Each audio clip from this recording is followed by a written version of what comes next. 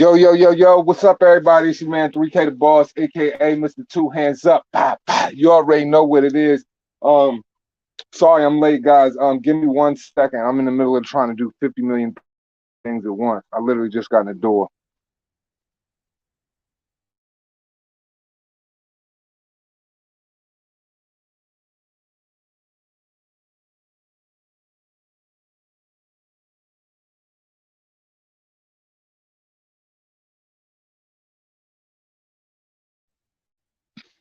Peace and blessings to everybody. Hope everybody weekend been good. Shout out to everybody. What's goody?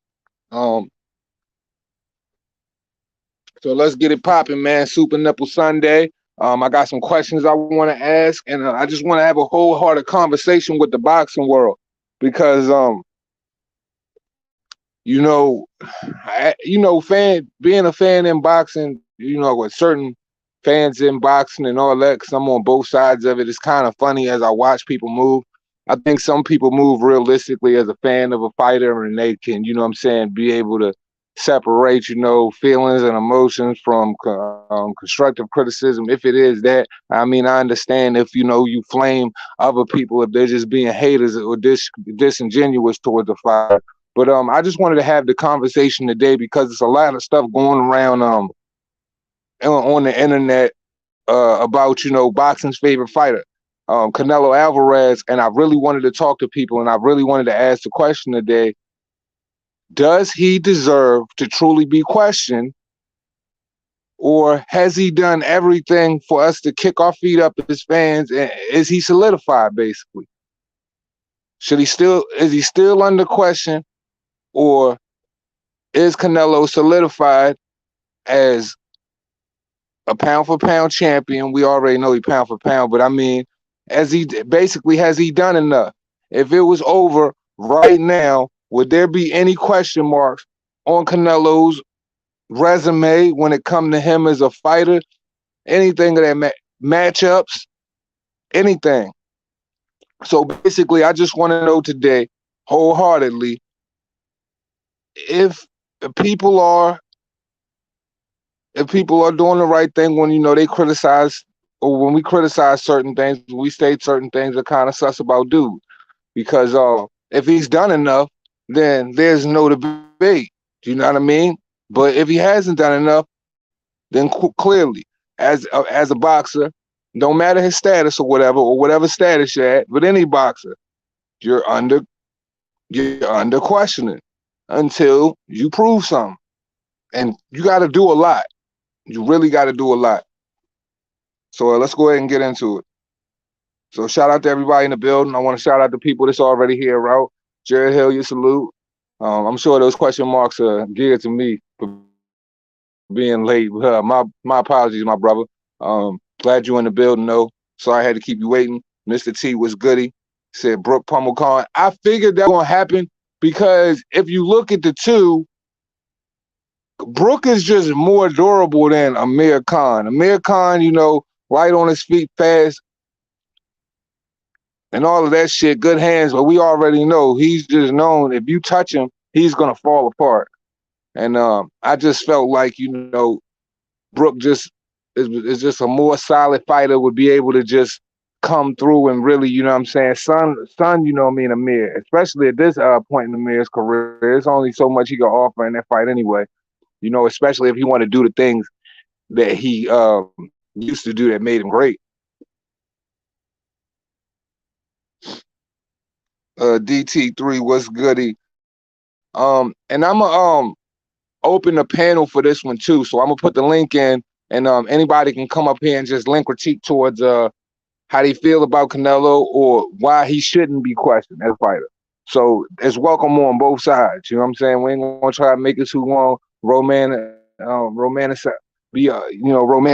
it or whatever. We just gonna try to just narrow it down for what it really is. There's no bias. You know what I'm saying? Nobody shitting on nobody. Just keeping it 100 about what the status really is with the fighter. Don't ask me, salute.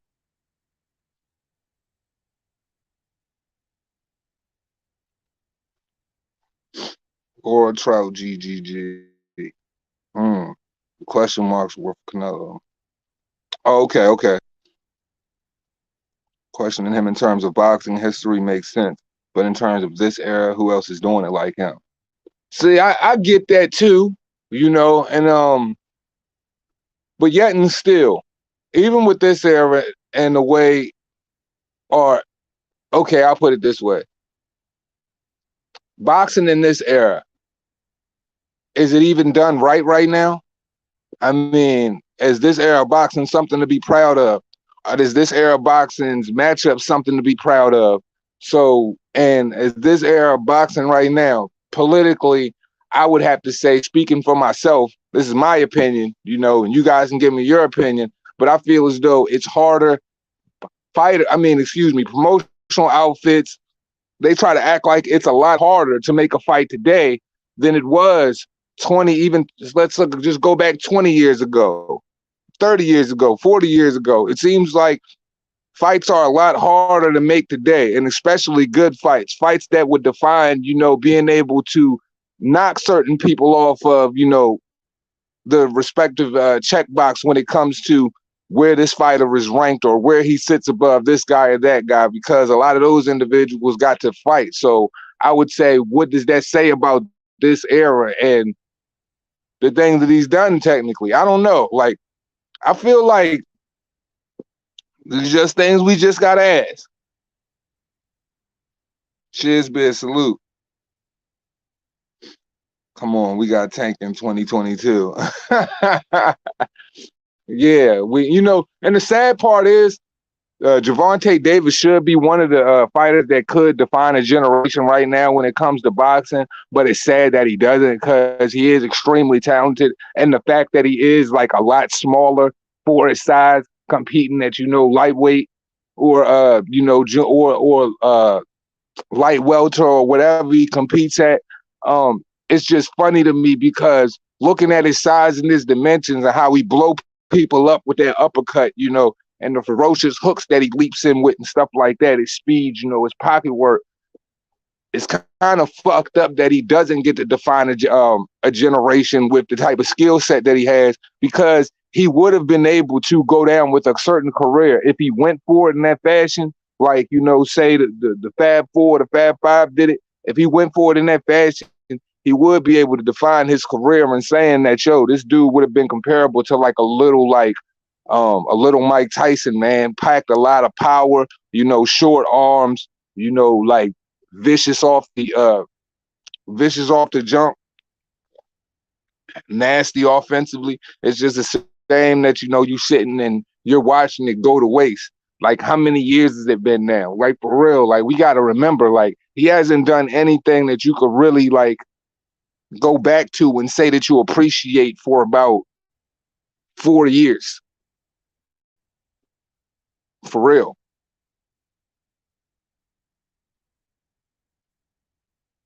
What was the question? 2 hands. All right, this is basically it, Miguel. Canelo Alvarez right now. It's a lot of people basically out here trying to defend Canelo, basically when it comes to his opposition, his opponents, and all of this shit, saying basically no matter who Canelo fights, if he picks Charlo, people are going to say that he ducked Dimitri Bivol. If he picked Dimitri Bivol, people are going to say he ducked Charlo. Basically what the post and a lot of people are saying is, Canelo's damned if he do or he's damned if he don't.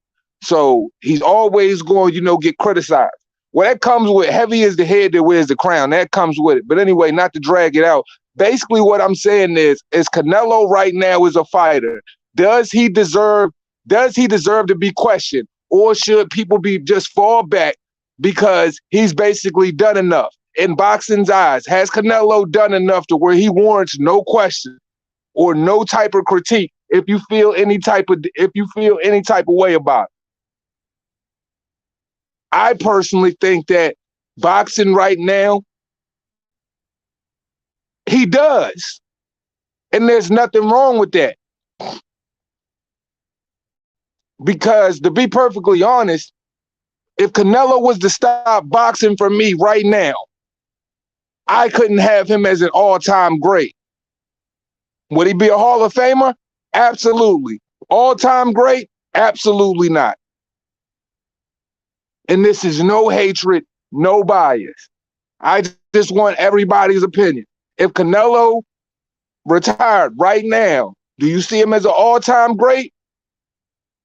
Or you just make him Hall of Fame worthy? What is it? Or you don't even see him making the Hall of Fame at all? And or he shouldn't make it at all in your eyes? They want to keep certain fighters bubble wrap to milk or save them for bigger fish. Yeah, it's a whole lot of that. So it's kind of like the game being played a lot differently in the boxing world. So it's just like if you want to expect to see progress or a lot of fights take place, a lot of them aren't going to happen. Now, smaller divisions, it seems like they don't have a problem making. It makes more sense in the lighter divisions for fighters to fight one another, champions to fight other champions, because they not really getting no crazy money no way. So it seemed like the unified title matches would bring more bread, and so it seemed like it make a lot more sense. Like they don't have a problem with mixing it up with the smaller guys, 126 and down. They don't give two fucks. It seemed like, but it seemed like above that, everybody trying to position everybody, try to aid somebody out, or strategically, if you're gonna make the fight, make it to where you can't lose the fighter. In-house unification, in-house unifications. That's it. TMT and PBC don't let their fighters grow or progress. They don't. They don't. They never have. And ultimately, that's their biggest problem. But see, a lot of people don't know. A lot of the fighters over Premier Boxing Champions, when you see those guys go out and they fight them dudes on other promotional outfits and something that and things of that nature, whatever, that's because they asked for that shit. They demanded that shit. Like they really vocalized it on a level to where nothing else was going to make sense, or they wasn't going to accept nothing else. Because if you went to Al Heyman like that, you got every right to do that. That's the same thing Deontay Wilder did, because nobody wanted him to take that third Fury fight because they knew he wasn't ready for it. So, but he demanded that shit. He wanted that get back so bad, no matter how it came. I have no problem with Canelo going for undisputed at 168, because if anybody else did it versus the same opposition, they would get all the credit in the world. So I have respect for that. Now, I for me personally, I can only speak for myself. I don't have a problem with him getting undisputed at 168 pounds.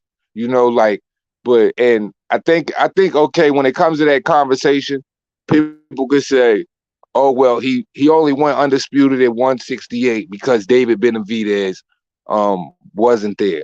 So if that's the conversation or whatever, like I think that really don't even, you can't even hold that against him. Now, was 168 a weak division? Absolutely. I felt like the only killer that was there was David Benavidez. But the fact that David Benavidez lost his belt off the scale, you know, it kind of like and doing coke, it's kind of like, you know what I'm saying, he kind of pulled himself out of play. So you can't hold that against Canelo. If that was where he chose to go undisputed, that's where he chose to go. I mean, does he get credit for it? Absolutely. But I have to say this as well. When we give credit for 168 and people saying if it was anybody else, they're going to respect it. Well, why doesn't anybody respect Terrence Crawford going undisputed at 140 pounds? And they critique his opponents all the time. So it's kind of got to go both ways. You feel what I'm saying? Because if we just go and let Canelo's 168 run be what it is, and give him all the respect in the world for it, then I feel as though, and he can have that, but Terrence Crawford should be able to have that same type of respect as well for his 140 undisputed run.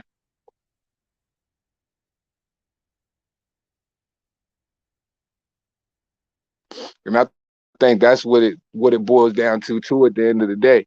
You know what I mean? It's like, is it standards for certain individuals and other individuals don't get them? I mean, I guess that's fair to say. You know, it's fair to assess that. But are there fair, but putting all of the what ifs, or if he would have did this or he wouldn't have did that to the side, is there anything dealing with this fighter right now that you got to question him? That's a legitimate question, or or you got every right to be sus about. I really think when it comes down to it for me, if anybody was going to have any problem with Canelo's whole run over his entire career and how you assess it, I would say for me, I don't know about anybody else, but when I judge people off their careers, I look at it from the top tier and then we go underneath that. What I mean by that is this. You judge by your opponents, your opposition. We can factor in people. A lot of people like to factor in titles and all of that. We can factor in that shit too. But when it comes down to your biggest moments in boxing, that's what you remember for in the sport. So when it comes for me, when it comes to anything, anybody would have the right to criticize him on, from my perspective, would be, okay, well, we know he didn't beat Floyd Mayweather. He didn't win that fight. I'm not going to give him, he was young or say anything like that. He just purely got outclassed. So that was one of his biggest moments. 2, when he fought Triple G the first time, I believe that he lost that fight, clearly. The second fight, people can have him winning, or they can have it a draw, whatever the case may be. So out of those 2 fights with Triple G, we all know the first fight wasn't really a win. Well, I know that the first fight wasn't a win. So when it comes down to those things, that's where I'm like, there's still shit that he got to do for me. So if he, like I said, that's why I always say for me, I'm like, yo, I got to see him fight Dimitri Bivol, or, you know what I'm saying? Like, he just said that he was like, when it comes to Jamal Charlo, he's too small for 160 pounds. He can't make 160. So 175 would be perfect, a perfect way for me. If he fought Dimitri Bivol, I don't have shit to say if he beat that dude, because I know what that dude capable of. I know how dangerous of a fight that is. I just have never seen Canelo tested, to be quite honest, other than, you know, Lara, Trout. But other than that, I don't think I've ever really seen him tested. So my whole thing is, it's like, how tough is he really? And how does he really adapt when his back against the wall? Because nobody has ever really gotten to see that from dude. It's always people that I feel like we know he's going to beat, other than 2 fights. Other than 2 fights he's had in his career, every other fight, I feel like when it came to Canelo Alvarez, I feel like we've gone into those fights knowing that he could win them. So I just need him to give me maybe 1 or 2 more fights to where I'm just like, yo, okay, he could win or lose that fight and come out on top.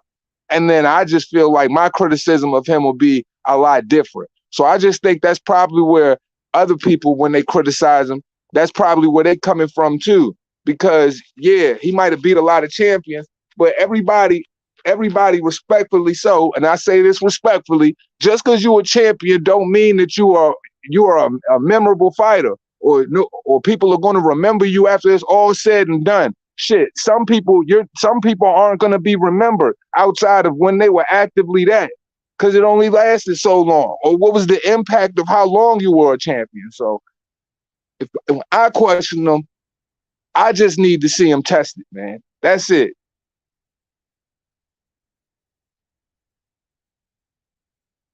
I respect Crawford going undisputed at 142. Poster was a good fighter. So was Burns and all the other champs he beat to go undisputed. But he'll never get credit. He'll never get credit for those fighters, though, man. I don't know. I think, like, I don't know, man. I think it's kind of ping pong back and forth. I think niggas just do that based on, like, they back certain people that should be questioned. Like, it's a lot of error, and maybe that's because it's a lot of Errol Spencers out here, a lot of Jamal Charlos, a lot of shit. Who else? Man, we can name them. There's a lot of cats out here that get a whole lot of respect, and them motherfuckers ain't done a goddamn thing. Tank Davis, you know what I'm saying? A lot of these dudes, man, they ain't done a fucking thing. And they already get respected like, yo, they just completely invincible. Can't nobody beat them. And I'm just here to, you know what I'm saying, put that shit to bed. Like, niggas got to do certain shit. And I think people are normally trying to defend that, because they know they fighter ain't fought nobody. So the only way they could do it is try to downplay the victories of the next fighter or whatever. Ryan Garcia ain't done shit. How do you go from saying, like, you know what I'm saying, this dude didn't even want to fight Isaac Cruz, man. Come on, man. Like, this nigga didn't even want to fight Isaac Cruz, man. Isaac Cruz? And I know why he didn't want to fight him. I don't care what nobody said. When I put out that tweet and I said, yo, if anybody think that Isaac Cruz is ducking the fight with Ryan Garcia, you a goddamn fool. It's the reason why I said that. Man, there's no way if Isaac Cruz can get it tanked the way he got it tanked, stand on the front foot like that, with Tank's IQ and ability to move, man, Ryan Garcia ain't got the fucking IQ that Tank got. These are facts. He don't have the boxing IQ, and he damn sure don't have the motherfucking footwork Tank got, and the elusiveness and ability to get out the way. This motherfucker don't even know where to position his feet as a southpaw fighting against an orthodox fighter. Tell me I'm lying. That's how fucking motherfucking Luke Campbell blew his ass up. So when Ryan Garcia didn't fight Isaac Cruz, I already knew. I was like, man, it's going to be more cap, more promotion, more going to Tank or whatever, trying to make some motherfucking headlines, and then it's going to be some nigga we don't give a fuck. Now he out here fighting a to-go box. Come on, man. Come on, man. This nigga's out here fighting to-go box dinners and shit like that. Ryan Garcia is the prime example of what's accepted in boxing right now. A lot of these fighters know that they can come along and get with some of these promotional outfits, bro, and use they lack of initiative in their favor to sit up there and just bullshit and fight a whole bunch of bummy ass competition. Because if boxing has showed anybody anything right now, shit, from 130 to shit 100 and shit, damn near, I'd say 60, 68. A lot of these dudes just fight bummy fighter after bummy fighter after bummy fighter. That's it. The niggas don't be fighting no real, they fight no real opposition the whole time they hold them titles, man. And a lot of these cats can sit comfortably up underneath of that, knowing that they don't really have to get too busy. And that's the problem right there. So it's like, I don't know how long you can market. I don't know how long you're going to be able to market, you know what I'm saying, 80-20 fights. But if that's what people are going to consistently try to do, they can have at it.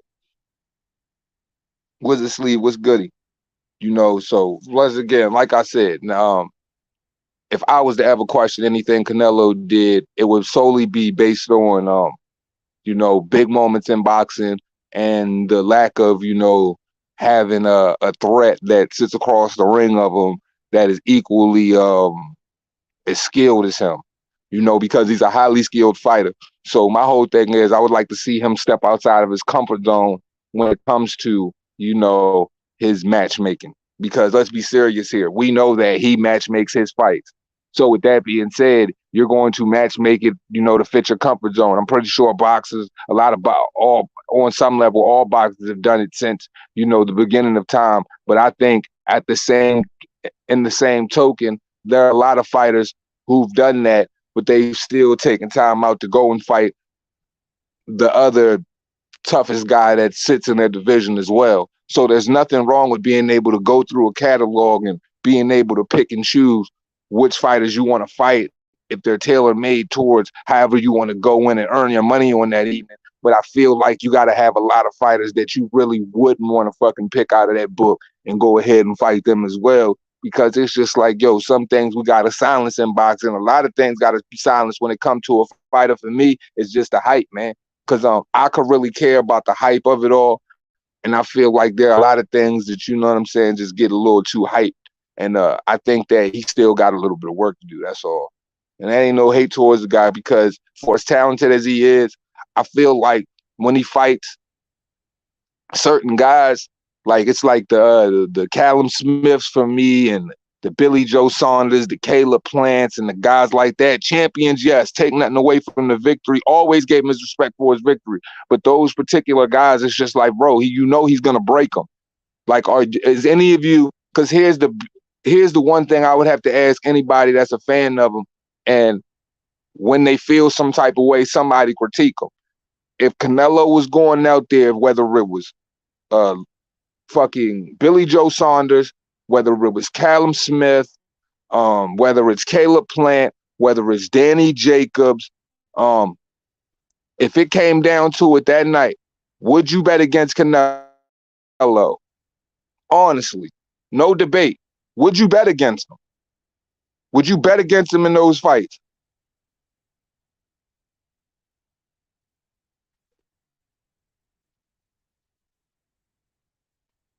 I don't know if anybody would. I know for a fact. Better yet, I'm not even going to say I don't know anybody. I can't read mine, but I'm just going to, you know what I'm saying, speak. Just I can't I can't say empirically speaking because I don't know if everybody would or not, but I would think empirically that a majority of individuals, anybody I walked up to and they asked this, and I asked this question, they would say without a doubt they would have picked Canelo in that fight. So that right there doesn't make those 50-50 fights with me. Not because those dudes are less of, you know, not because they didn't earn their way or whatever the case may be, because they champion. I'm just saying, come on, man. We know for a fact them ain't 50-50 fights where you gonna go and bet against that man. What I'm talking about, man, what Canelo need to be in, he needs to have somebody opposite of him to where you can honestly say that you might have to place a bet against him on this night. And I think that that would probably silence a lot of people's criticism when it comes to Canelo as a boxer. Because for me, I would have to say when it comes to Canelo's career, I don't have too many, there are not really any nights that I can remember where I can say that I'm going to bet against this guy when I go in on William Hill, or if I'm sending money out to anybody, or if I'm betting anybody on the street when it comes to a fight. There has not been any night other than on the night he fought Floyd Mayweather. Maybe Laura too. Other than that, there were never any nights where I could say that I could put money against this guy. Other than Triple G. My bad. Can't leave Triple G out that picture. So that's all, man. I think that's just what it boils down to with people's criticism, man. It's like, man, all of these fights you see them in, man, you know damn well you can't bet against them because they don't stand a chance at beating them. Now, was that his fault? Probably not. But I feel like I think that every champion has a duty to go out there and show, you know what I'm saying, why you got that belt. 175, I feel like, is the answer as well. Because when I hear you say, when it comes to Jamal Charlo, that you can't make 160 pounds, I know that you already were at 170 pounds for 175 pounds for Sergey Kovalev. So I don't see that it's too far-fetched for him to go back up there and do that run again. I feel like if he just went forward, fought Bivol, and then the way he comes out of Bivol goes and fight better Beef, that will probably solidify him as one of the greatest fighters that ever lived. No question. No question. Because those are two fights right there alone that where it's just like any one of his peers, you can't even put, they can't even be mentioned in the same breath when it comes to opposition or even having a fight like that. John B. Poetic was goody, but he's picking his fights, and he is always an active person. That's a fact. I give him his credit for his activity. You know what I'm saying? He's always active. You know, he's consistently in a fight with a champion. But my whole thing is, man, like for me, I just think that comes down to when people question this guy, it's solely off of, man, there's no real 50-50 fights there that he's involved in. And then my thing is when you go to 175 and fight Sergey Kovalev, right after the fact that you know Anthony Yard almost put him on his back, who's has nobody on his resume, and then you just vacate the belt and then leave and go back down, it kind of looks a certain way, especially when you're saying that when he said out of his mouth, the only reason people want to see him go to 175 is they want him to lose. I'm just saying that just makes me scratch my head a little bit. That's all. That's all. But I'm not taking nothing away from his talent. I think he's a great fighter. I just feel like when it came to his biggest moments in boxing, he just didn't show up. So I just would like to see him against somebody that I could say, yo, on this night, I might be able to plus. Not saying that sounds so crazy, like I'm hating on the dude, but I'm really not. I would like to see that for any fighter. On one night, yo, I can go bet with my guys, and I don't know who I can pick, because I don't know who gonna win. But everybody gotta have some fights where you can bet against them, man, and more than just one. Especially if you want to sit up there with the people who came before him, man. There's a lot of dudes that came before him that put in a lot of work. So I think that we judge fighters based on the type of work that they peers and the great ones that came before him put in. And rightfully so. He's put in a lot of work too. I just think that the work isn't just the greatest work, bro. I just feel like the work has just been easy work. If Canelo can fight Bivol and Benavidez, then Jamal and Andre for the double contract, would that be good? If Canelo fought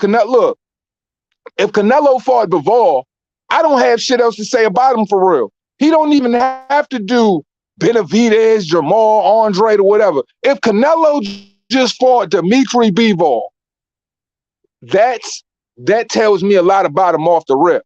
That's a dangerous motherfucking fight. It's a fight I feel like he genuinely can lose, and he can get hurt in a lot of ways because he can look really, really bad in that fight.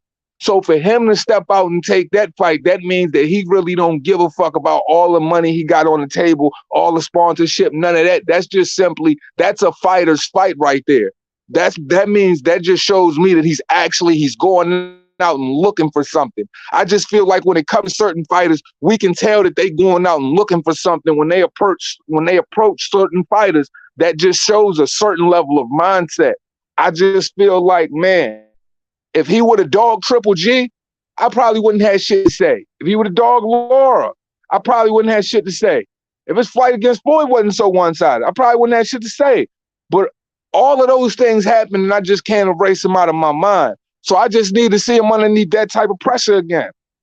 Against somebody, pretty much, fuck the paper, because that's what gets people messed up right now. People can say, I fought this world champion, that world champion, everything. And people just get praised for that shit. But it's like motherfucking equal action. It's like affirmative action hires. Like you just hire somebody just because they fucking black, bro. Just because you hired that person for the job, it doesn't make them capable and really great at what they do. All I'm saying is a person can have a belt or whatever, and based on another individual, they not great at what they do. And there are a lot of individuals out here that I feel like got a belt, and honestly, I feel like they are subpar at what they do. I know that Canelo is great at what he does, but I feel like a lot of these champions that he's fought, those motherfuckers weren't really that great at what they do. Nobody's going to remember these dudes. Let's be honest. There are not that many. The only impactful fighter that Canelo really fought, that people are really going to remember like that, is Triple G. That really has a name like that, that really sat next to him. Triple G was the only person that really sat next to him, other than he was coming up and Floyd was the hot guy at that time.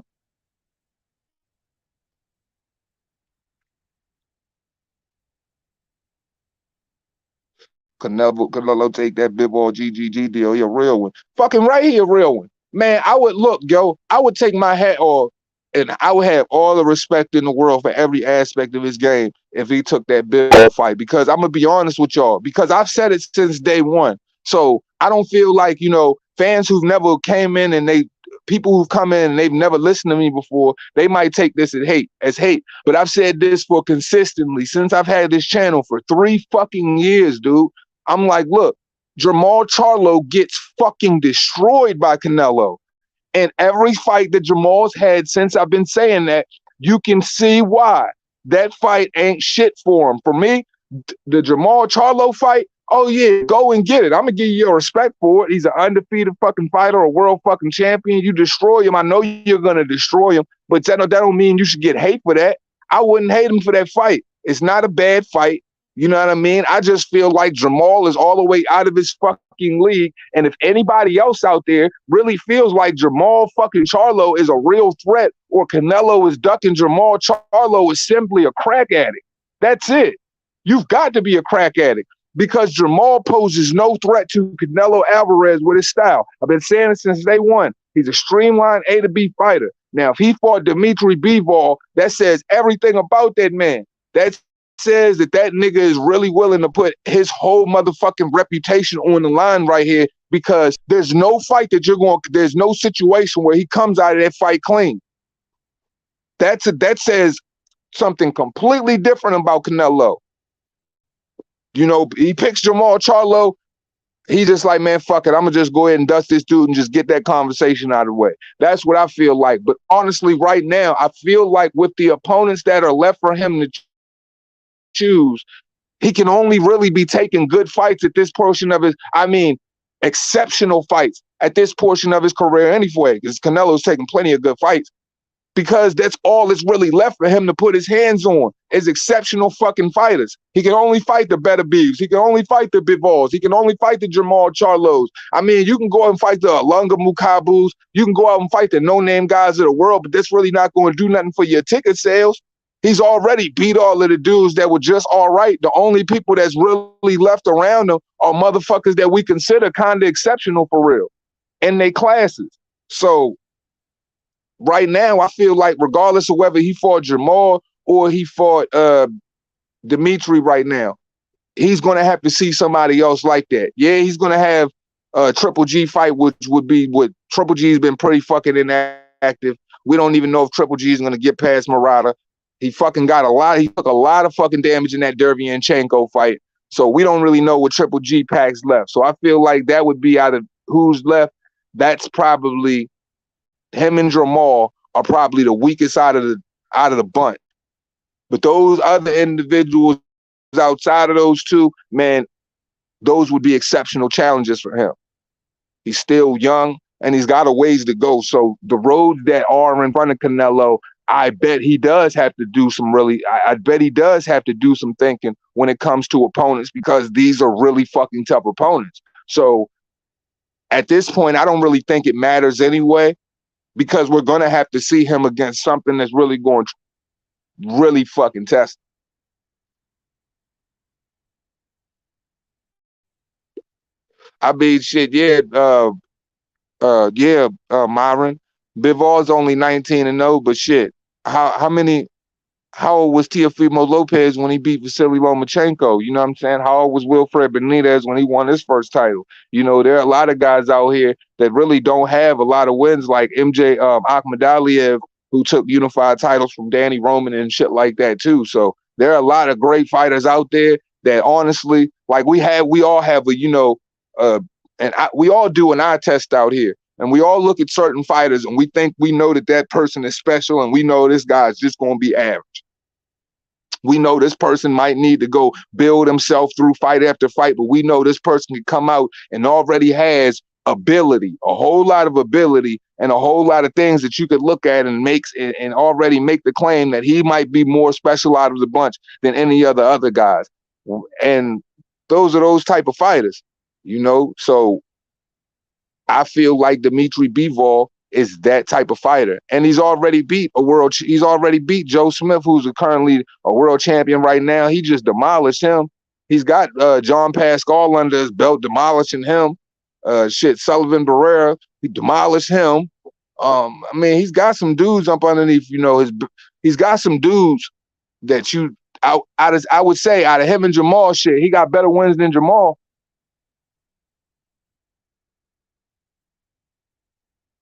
Javi, salute. What's goody? Lisa Bell, salute, Queen. How you feeling today? Two hands. That's what I want. That Charlo fight for him to KO him. Yeah, he's gonna stop him, yo. Like I'm telling y'all what it really is, man. No matter how you slice it, Canelo would stop fucking Jamal Charlo in 6 to 8 rounds, bro.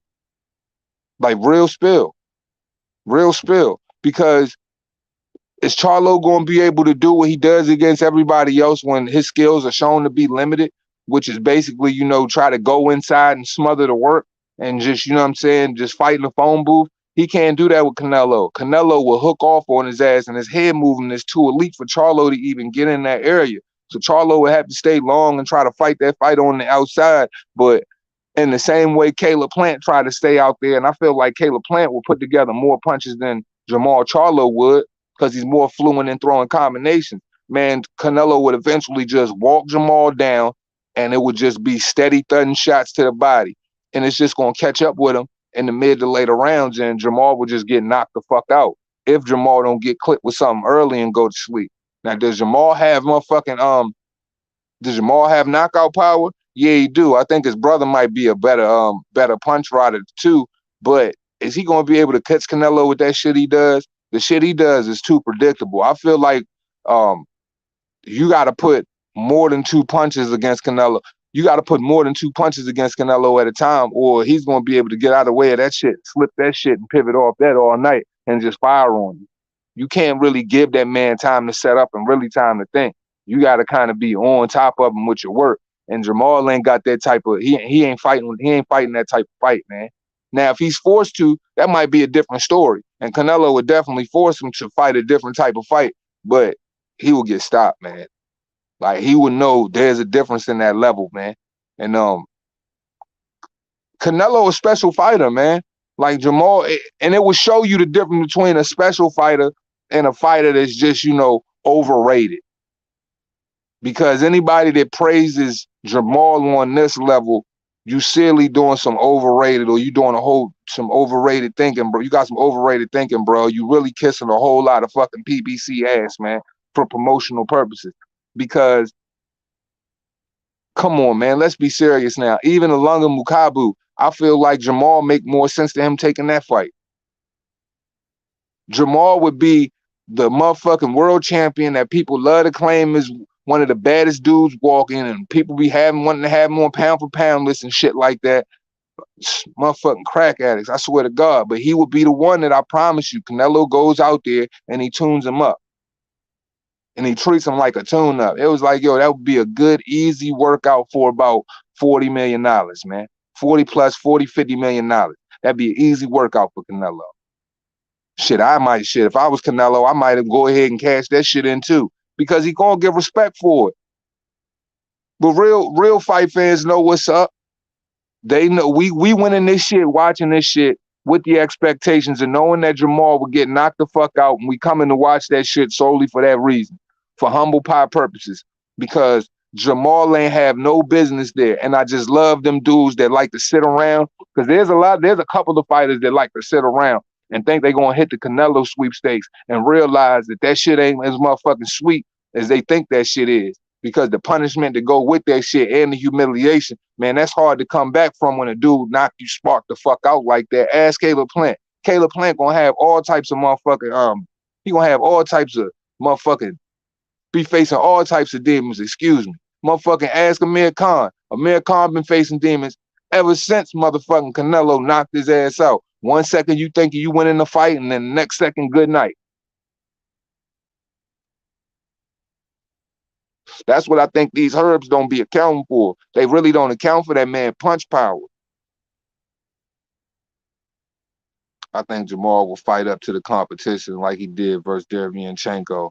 I think he fought down to his comp in his last fight. Canelo can bring the best out of Charlo. I think, you make a good point there too, Myron, because the only thing that could happen from that situation for Jamal is he would have to fight at his best, because he ain't in a position to where he can give anything less than that. It's too dangerous to give anything less than that. So will he fight up to his competition? I don't know if he's smart enough to deal with that, but I think everything that he brings to the table, and any extra bit of athletic prowess that he has that hasn't been displayed, we're gonna see all of those things that he worked on when he was sparring in the gym. That's for sure, because Canelo will bring that up out of him. But I feel like when it comes to the Derevyanchenko situation, Derevyanchenko just came off of going 12 nasty fucking rounds with Triple G. So Derevyanchenko didn't have much to offer Jamal anyway. After going from one guy who hits like Triple G, who I think hits way harder, and then going to fucking Jamal, who punches pretty damn hard himself, I don't think that, we got to see the best Sergey Derevyanchenko, even though it was another title shot or not, man. I think that was a pretty much shot situation. And honestly, call it what you will, but I feel like Jamal Charlo took that fight solely for that reason. I don't think he would have wanted to catch Derevyanchenko when he was fresh and he was at his best with the ability to fight inside. I feel like, you know, they took that fight because they know he took a lot of damage. And after seeing, you know, how he got to sit with Triple G, they knew they could keep him in one spot and be able to get that win and put that extra step up on and put that little notch underneath his record. Which, hey, I'm not hating on it. It's not a bad thing. Go ahead and get your, you know, get your credit. But I mean, we all saw the fight before that fight. That man didn't have a tune-up in between that fight or anything. You came off of arguably winning a world title, and a lot of people's eyes, you got robbed, but it was a fucking painful it was a painful fight to watch. So going to Charlo after that, I don't know how much man his age has to offer. What was Derevyanchenko? Derevyanchenko like 37, 36 years old his damn self too, ain't he? Yeah, I do believe Derevyanchenko got robbed. So, hey, in a way, I could be the wrong one here, you know, in the way I'm thinking, because shit, if you come off of, you know, feeling like arguably you won that fucking title going into another title shot, I mean, shit, you should have, you could be coming in with a heightened sense of confidence. Maybe I'm wrong. So, I mean, he wasn't necessarily, I don't know, but you could have that defeated mentality for putting so much into a fight. Maybe that was all he could give. Everything that Derevyanchenko have, I think we saw it against Triple G. That's what I should better say. Everything that he had, I think we saw that shit against Triple G. And that shit took a lot up out of him. Man, that dude was fighting with hematomas and the type of swells on his face to where it's like, come on, bro. Getting punched in them shits. Now, if somebody let alone touch that shit, you want to scream. So getting punched in that shit for consistently, like for having it for another 5 or 6 rounds, man, that was a hell of a fight too, by the way, man. Respect to both of them dudes. Cause that's gonna go down as one of the best fights ever in history, man. That's a fact. We can put that in with one of the all-time greatest motherfucking fights, 12-round fights in history. Up there with anybody. Cause Triple G went out there and he had to give 110%. Derevyanchenko had to give everything that he ever had. And both of them, you know, did what they did in that fight. So I was happy I got to watch that shit for sure. That fight was amazing, man. Amazing. Because it was just like, at 1 second, you see Derevyanchenko pour on like a 7-punch combination in the pocket, wilt Triple G a little bit, and then Triple G at the point where his hand's down by his waist or whatever, he can't really give anything back. And the next thing you know, you see Triple G come right back with combinations hooking off on the inside, hitting him with some more shit that's just damaging him, and they just going back and forth, man, just a war of wills. Like nobody wanted to give an inch. And I was surprised. I was like, man, I thought that was the shit that Triple G, really, honestly, I felt like Triple G took that fight because he felt like he was trying to avoid it. Because we got to remember, Triple G didn't want to fight Derevyanchenko beforehand. He had the opportunity to fight him beforehand too. And he ended up fighting Camille Cesar Meta or some shit like that. Because he was supposed, because I think Derevyanchenko was his mandatory then. And then he ended up wanting to fight another dude, and they wouldn't allow it. So he ended up vacating the title or some shit like that. I think that's how it went or something, man. Correct me if I'm wrong. Bivol has good combinations and fight well out all ranges and can transition good forward and backwards. I think he's a bad style Canelo. That's what I'm saying, Slide. He's a very bad matchup for Canelo. And the thing that makes Dimitri Bivol so dangerous is he's extremely aware of his range, and he's aware of, his awareness is at an all-time high when it comes to knowing his foot placement in the ring. One thing I noticed about Dimitri Bivol, if you pay attention to his footwork and how he always operates kind of in a sense to where Canelo does the same thing, right outside the range to where you can hit him, but he can hit you. But Bivol stays so lateral. The difference in Bivol, though, he stays so lateral and he works his in and out footwork so fucking good to where you constantly, if you sit still, you might get knocked out because he's changing his angle every time he sets up and he's positioning himself to throw another shot. He's always shifting left to right and he never sits still. And I think, you know, the fact that he has that footwork to where he could be hoppy on the inside and the outside with that reach and that pop that goes along with it. Man, Canelo basically saying, yo, I'm doing this shit to silence every motherfucker that said that I won't run the danger. Because technically, bro, I'm just like, yo, any dude to take that fight right now and they in his position, yo, you taking that shit because you going out looking for something that you ain't felt before in a minute. Pause, man. And that's the spirit of competition, man. You ain't got nobody that could really get you to go inside your bag like that. Like, we seen a couple of tricks, but we ain't got nobody that you ain't got to go up against nobody that really got you to dig up in the crates, you know what I'm saying? To go dig up in the crates crew on them real quick. And pull out some of that old shit that you ain't even got to use in a while. Some shit that you don't never get to use because don't nobody even get you on that level. Bivol gonna bring all of that shit up out of him. So basically what Canelo was saying, by me fighting Dimitri Bivol and then going into Triple G, because it's two respectful opponents. If Triple G win that fight, as he's saying is, look, man, I'm coming out this joint, man, and I'm fighting, you know what I'm saying? I'm coming off fighting Caleb Plant, and I'm going straight into Bivol, and what? What the fuck are y'all doing? What are y'all doing?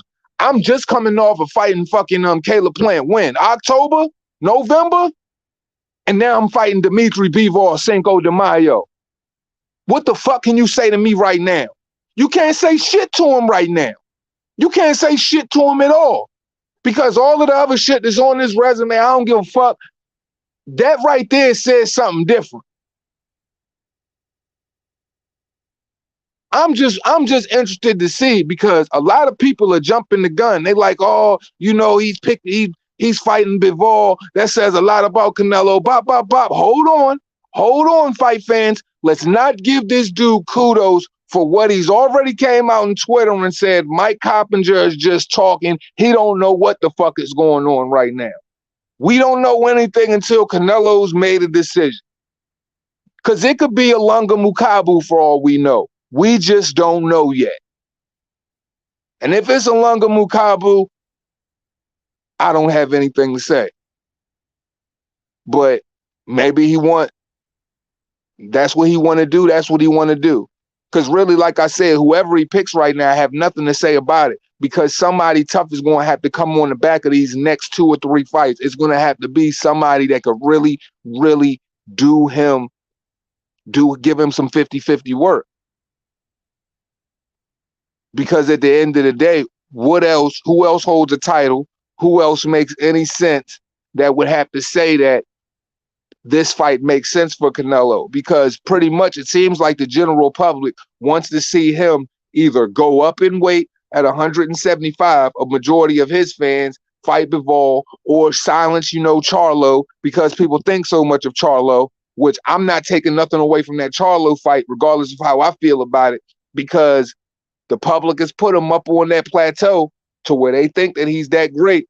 So he might want to go silence him, or we already know that there's been talk of him going up and getting a belt in a 5th weight against Mukabu. But regardless of however that stuff works out, it's going to have to be if he wants somebody with a title, Better Beef.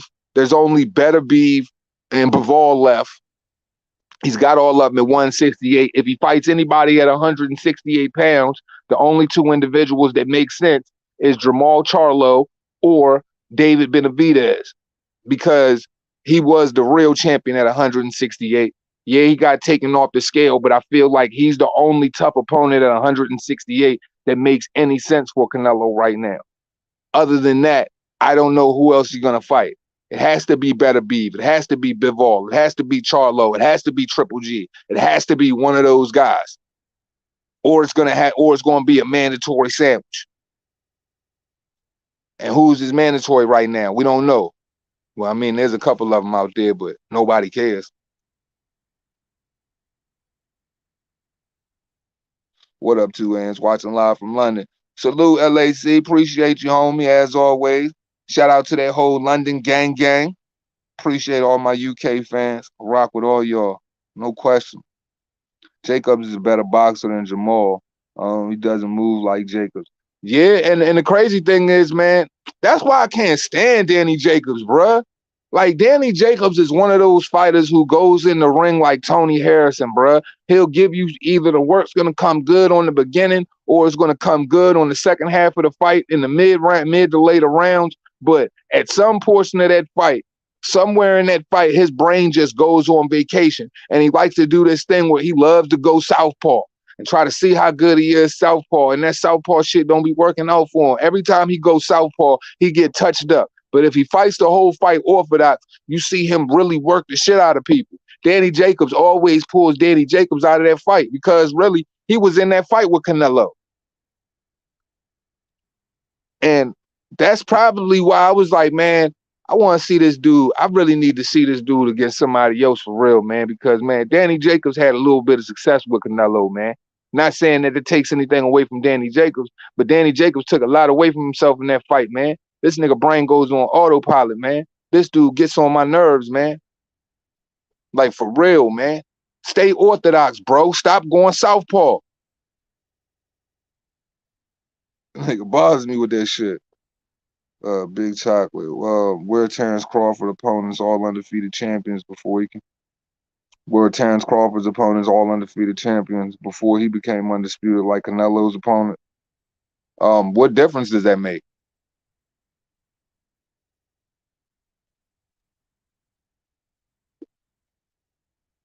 What difference does it make? I just need to know.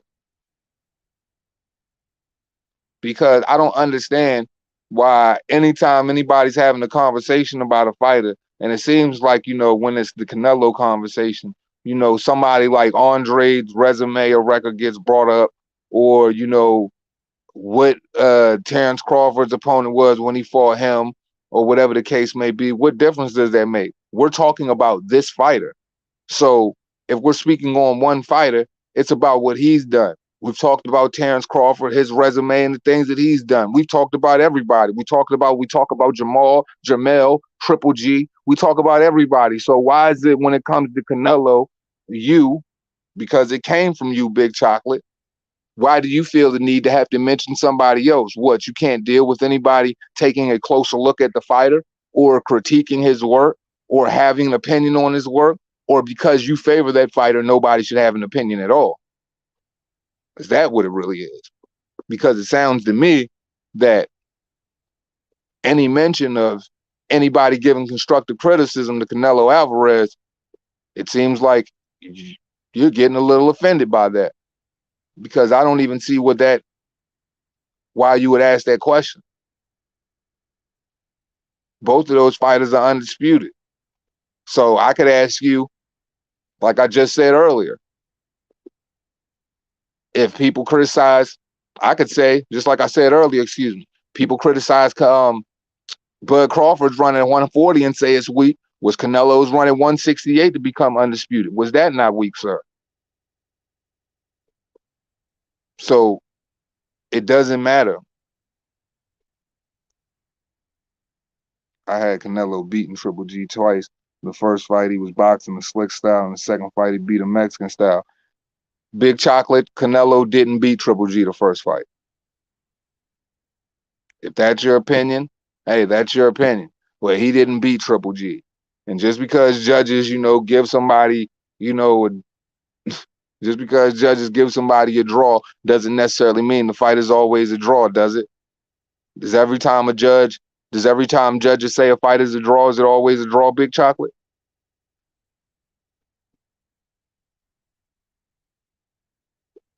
Or better yet,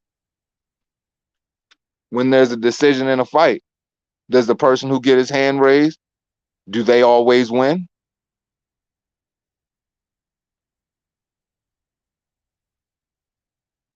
So, I mean, we all could feel a certain way about something, but that doesn't make it the truth.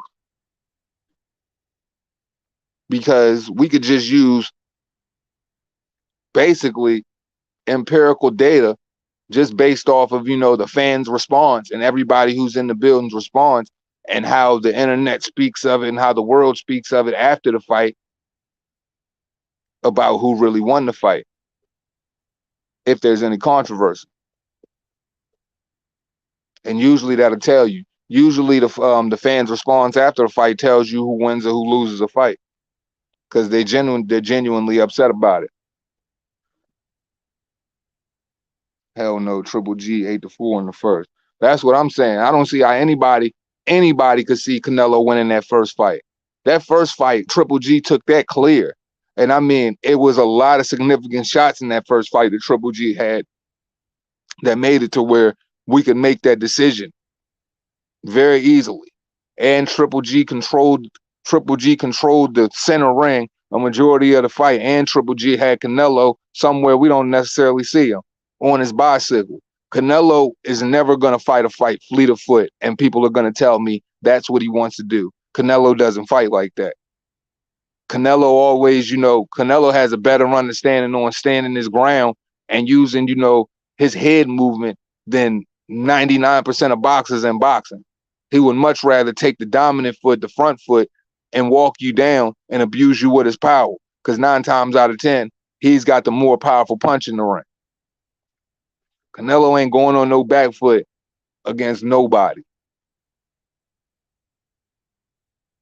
I hear you, but did you notice he gave Canelo problems as a southpaw? My issue with Jacobs' lack of intensity with Canelo. He seemed to be cruising through it like he could get a decision. Man, bro, that's the same reason why Oscar De La Hoya lost against Tito Trinidad. And people don't understand why, and people argue that decision to this day, right?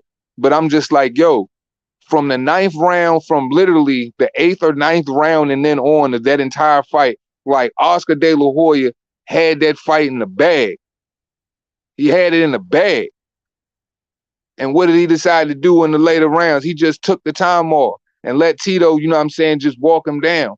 Or, pretty much walk him down, throwing shots the whole time. He thought he was up so far that he could literally take 4 rounds off in the fight. And any boxer should already be thinking 2 or 3 rounds off the rip, in a decision, they're going to count them as swing rounds if you feel like it's close in any way, shape, or form.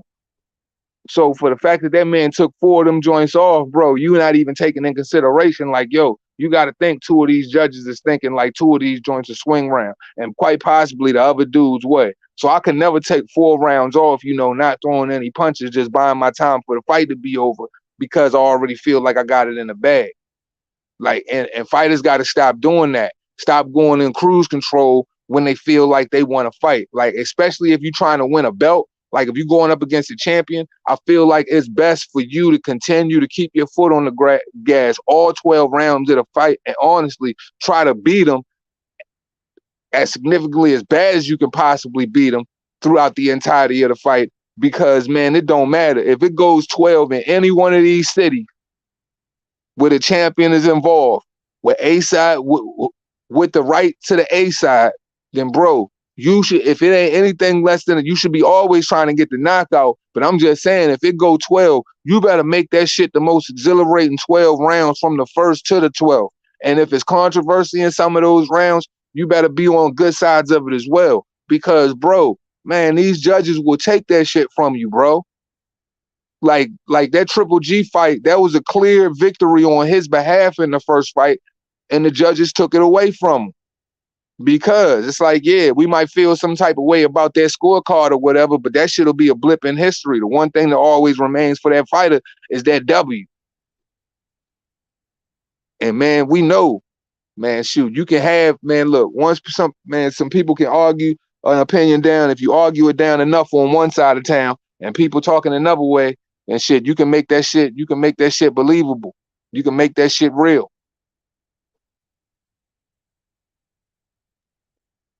If Undisputed was easy, everyone would. The difference is Canelo did it in under 11 months. Unifying was easy. Why didn't any other boxer take out Canelo's list if they wanted a payday? Fargo Cardi, I don't even understand what you're trying to say, because clearly, like, see, that's a problem with a lot of people, y'all, and I get it. And that's why I don't take no offense to it. Because once again, at no point in this this whole conversation we were having on this live did anybody criticize Canelo. I didn't criticize Canelo not one time. Actually, if anything, everything was constructive and everything was positive when speaking on his name and building him up, or things he could do to make a better case for himself, or feeling like what he needs to be done or what he needs to do to have the best case for himself.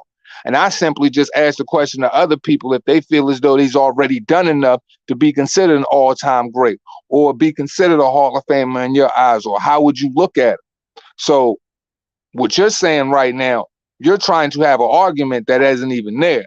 And that's all anecdotal perspective. So I don't necessarily give two fucks about what you're talking about. So, I mean, feel how you want to feel. Because like I said, clearly, you know what I'm saying, niggas get their panties in a bunch, as y'all can tell, if anytime Canelo is a topic, because they haven't even heard one thing of what's going on.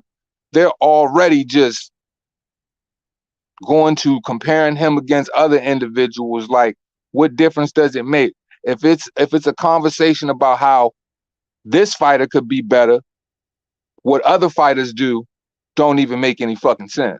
So I don't know why people can't get that through their head. But it is what it is. I respect it. These niggas cover this joke through after 3/4 of the conversation, and they just and they already suck. They already licking and kissing each other ass.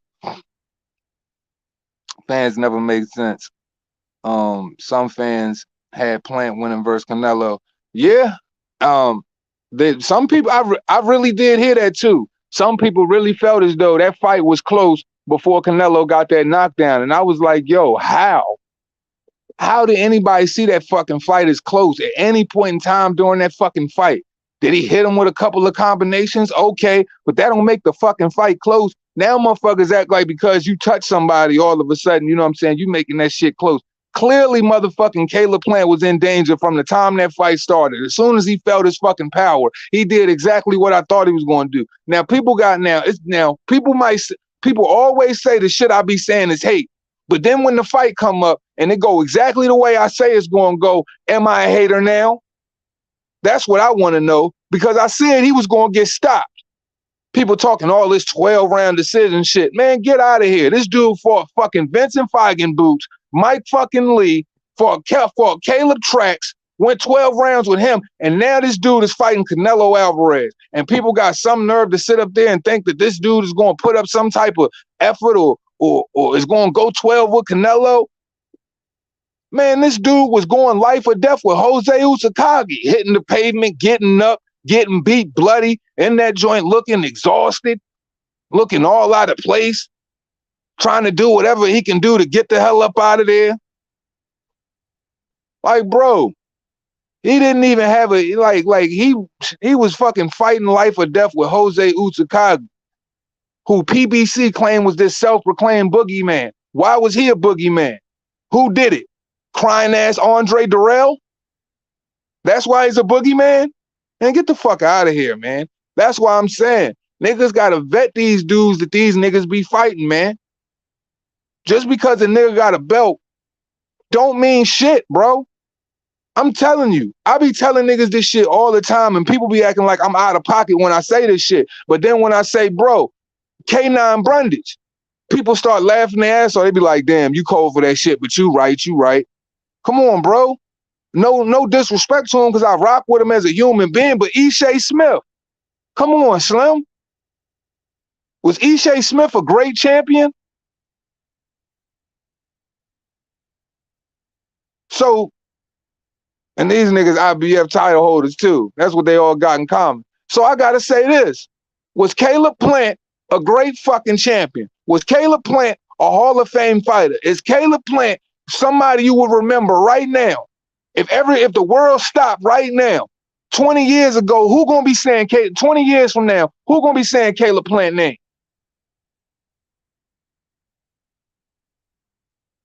They gonna think a new flower has been discovered or some shit like that. Stop playing with me, Slim.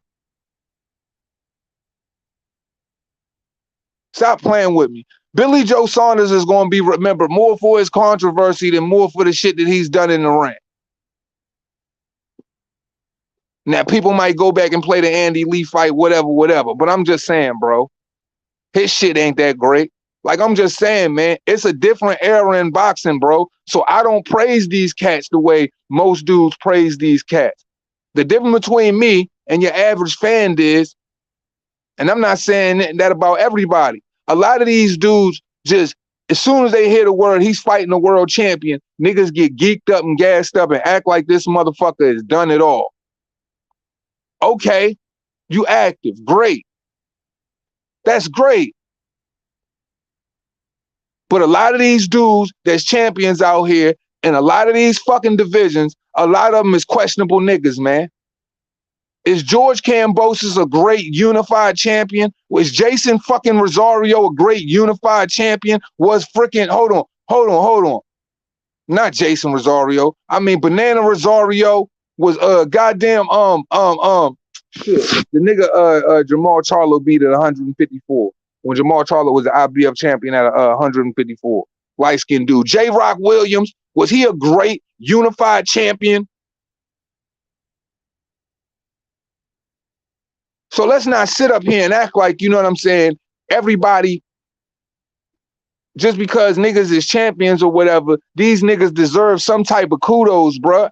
It ain't about, man, I don't give a fuck if a nigga got a belt or not. That don't mean that nigga great to me. So yeah, I'm going to have constructive criticism about a lot of these niggas. And yeah, I'm going to dig a little deeper and I'm going to talk a little bit more spicy about a lot of these niggas and the people they fighting. Because if them niggas ain't necessarily up to par, or I don't feel like they exist on that person's level, I feel like a nigga need to get on a whole different level. Somebody who's more like on yours. Now, if there's nobody out there that's on his level and we've proven that, then shit, that's one thing. But there are a few people that's out here that the boxing world feels as though is on this man's level. So he's in his freaking prime. So let's just see if they on his level or not. And if they not on his level, and a lot of you guys who got love for this dude the way you do, and I don't have no problem with him because I'm actually a fan of him, then y'all shouldn't have no problem with seeing him wipe him out and making it easy work as well. Because don't y'all get tired of having these conversations? Because it seems funny to me that a lot of these Canelo fans just like go ahead and they just comfortable with being all jokey and just mentioning this dude credentials or his accolades or whatever, but I don't never hear him say, man, I want to see Canelo just dust this dude and get it out the way. Why is that? Why is that?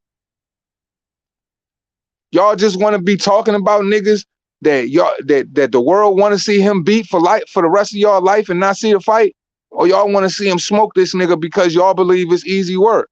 Because if the boxing world don't feel as though it's easy work and y'all feel as though it's easy work, y'all should want to see it. I've never heard a bunch of chatty patty niggas so happy to sit and just talk down about other niggas and what he's done in his career and what this person done in his career. If the boxing world thinks it's a great fight, y'all should want to see it. Or you fucking morons.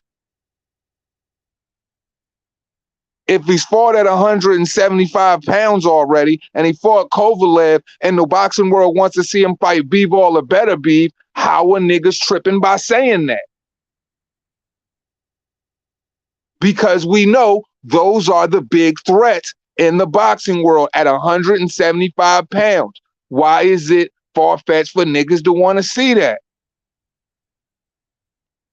Because he's already done it. So don't try to say that he's fucking small. He's willing to go up to another weight class. So if Canelo's out here doing things that would make the boxing world ask, well, he's already fought Sergey Kovalev. We want to see him go against the best are at 175 and holding titles there.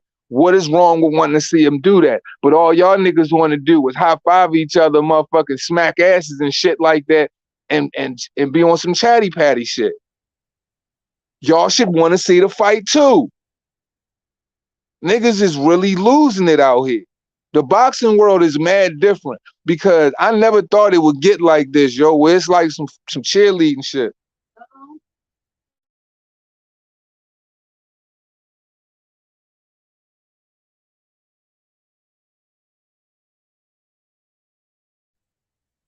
Yo. So yeah, man, I'm just saying, like, we should want to see these things. because clearly nobody's talking about the conversations people have about Demetrius Andrade and what he hasn't done and how Canelo would smoke him, and the rest of the boxing world talking about, they feel as though Demetrius Andrade will be the biggest challenge for him. Plain and simple, man. People should want to see that shit. People should want to see it play out. People having the conversation about wanting to see him fight David Benavidez because he was the title holder at 168 on the toughest. People feel as though the toughest opponent at 168, and people want to see that. People shouldn't get criticized because they want to see him fight those dudes. I'm just saying. Because normally what most motherfuckers would say is, oh, that person didn't beat the champ. They didn't beat the real champion at 168. That's what they be saying at 160, 147, 154. Oh, he didn't beat the real champ. He didn't beat the real champ. Why don't that shit matter when it come to Canelo? And that's not the argument I'm making. But we know that that's what people be saying. When it come to people winning titles off dudes that didn't lose it in the ring. He didn't beat the real world champion, or when it came to Vasily Lomachenko and the WBC or whatever the case may be. People be saying all types of wild shit. Devin Haney, an email champion. So all I'm saying is, why do niggas want to talk more than just see people make good fights? Because the fights that you're seeing, you might be okay with it, but there is a certain group, and a very large group in the boxing world, that want to see a certain fight, and it has nothing to do with hating on a guy. Maybe certain people just want to see him tested, want to see his greatness be put on the line against something else that you can honestly say, shit, this is a 50-50 fight once again.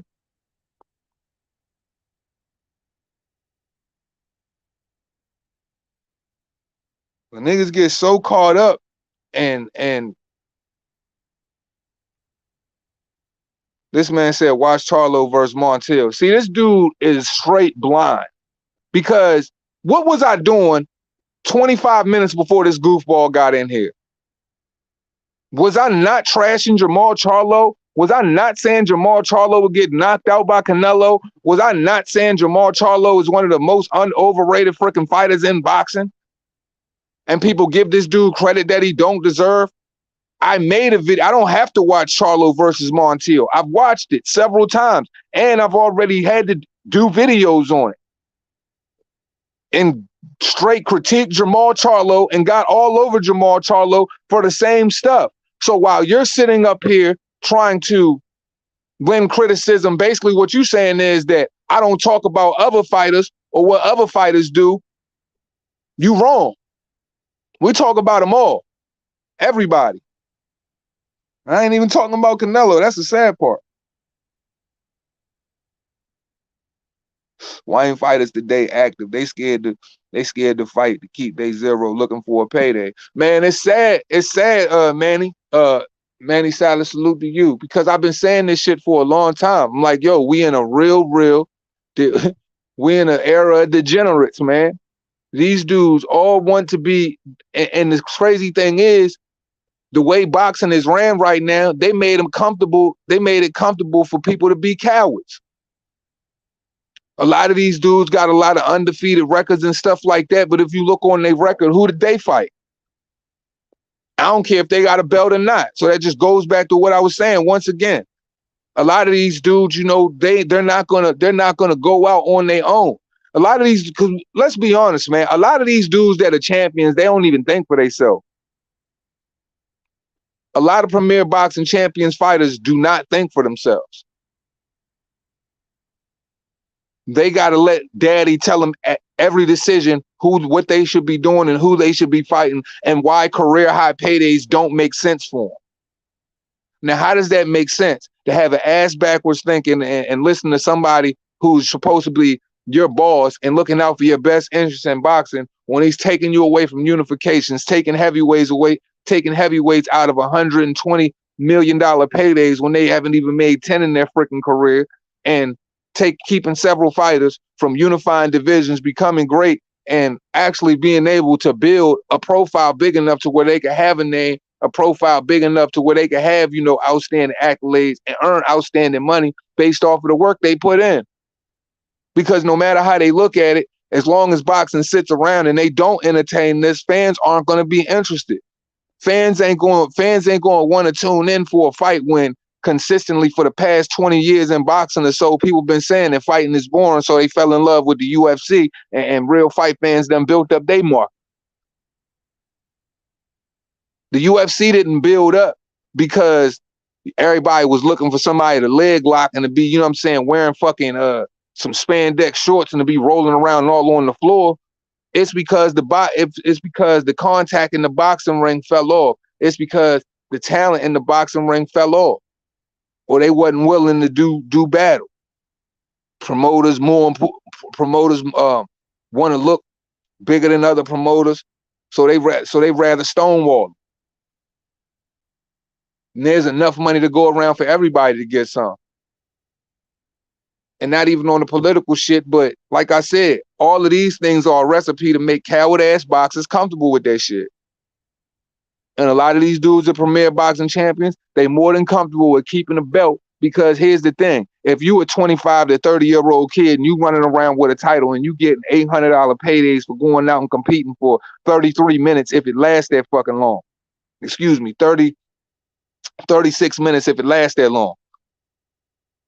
And you get to walk out, get cut, $800,000 check or whatever the case may be, you know what I'm saying, and get to live your best life while you on the TV and all of the girls is wanting you. Why would you want to change that? Why would you want to change that too? Shit, I mean, I'm pretty sure we all would be more than comfortable with going out and knocking over some freaking bum, getting an $800,000 or a bare minimum $1 million freaking check, and to be able to keep some sort of prestige and some sort of level or relevance in the boxing world, and be able to go out, you know, and have the whole world want you, or a whole bunch of people who don't know, who don't care enough, who just out for you because of your paper. Shit, having certain credentials open certain doors. So I'm sure these dudes is more than comfortable with doing the bare minimum. I mean, shit, think about Deontay Wilder. This dude did absolutely nothing the entirety of his boxing career, and that shit still, and that WBC belt still got him over to Italy to meet the Pope, right or wrong.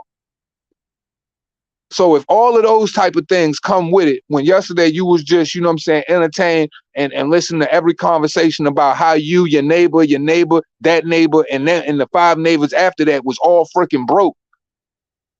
I'm sure flying on a private jet to go see the Pope, or flying to foreign countries and putting stamps on your passport, you more than okay with that. Even if it comes at fighting opposition that nobody cares about. Because shit, the pundits don't got no problem sitting up there bigging up these dudes who doing absolutely nothing. It's even gotten so bad Max Kellerman comfortable with doing it too. So shit, I mean, if you a young kid, 25 to 30, with a belt and ain't done shit, with an undefeated record, yeah, I'm sure you more than okay with just sitting back and not fighting nobody and cashing them checks. I'm sure a whole bunch of them are. Now do that shit, make that shit right. My thing is, hey, if you gonna do that shit, bro, just shut the fuck up and do it quietly, motherfucker. Because you know goddamn well you ain't fighting nobody. But when you coming out here talking this pound for pound shit, wanting to be drunk at press conferences and flexing in front of motherfucking the goddamn cameras like you the best thing out here, when you ain't even unified one of your motherfucking one of your peers, man, shut the fuck up. Don't nobody want to hear it. You know you got given a belt. You know you got given this status. Now all you got to do is just, you know, go train a little bit and come out here and make sure you good enough to beat the next bum that they throw in front of you, and just keep cashing these checks and just playing along. Straight up caged zoo animals. Happy as long as they getting a motherfucking banana or a motherfucking watermelon or some goddamn oranges, some apples and shit every now and then. As long as this shit come with a few sweets, niggas is more than comfortable. Clearly.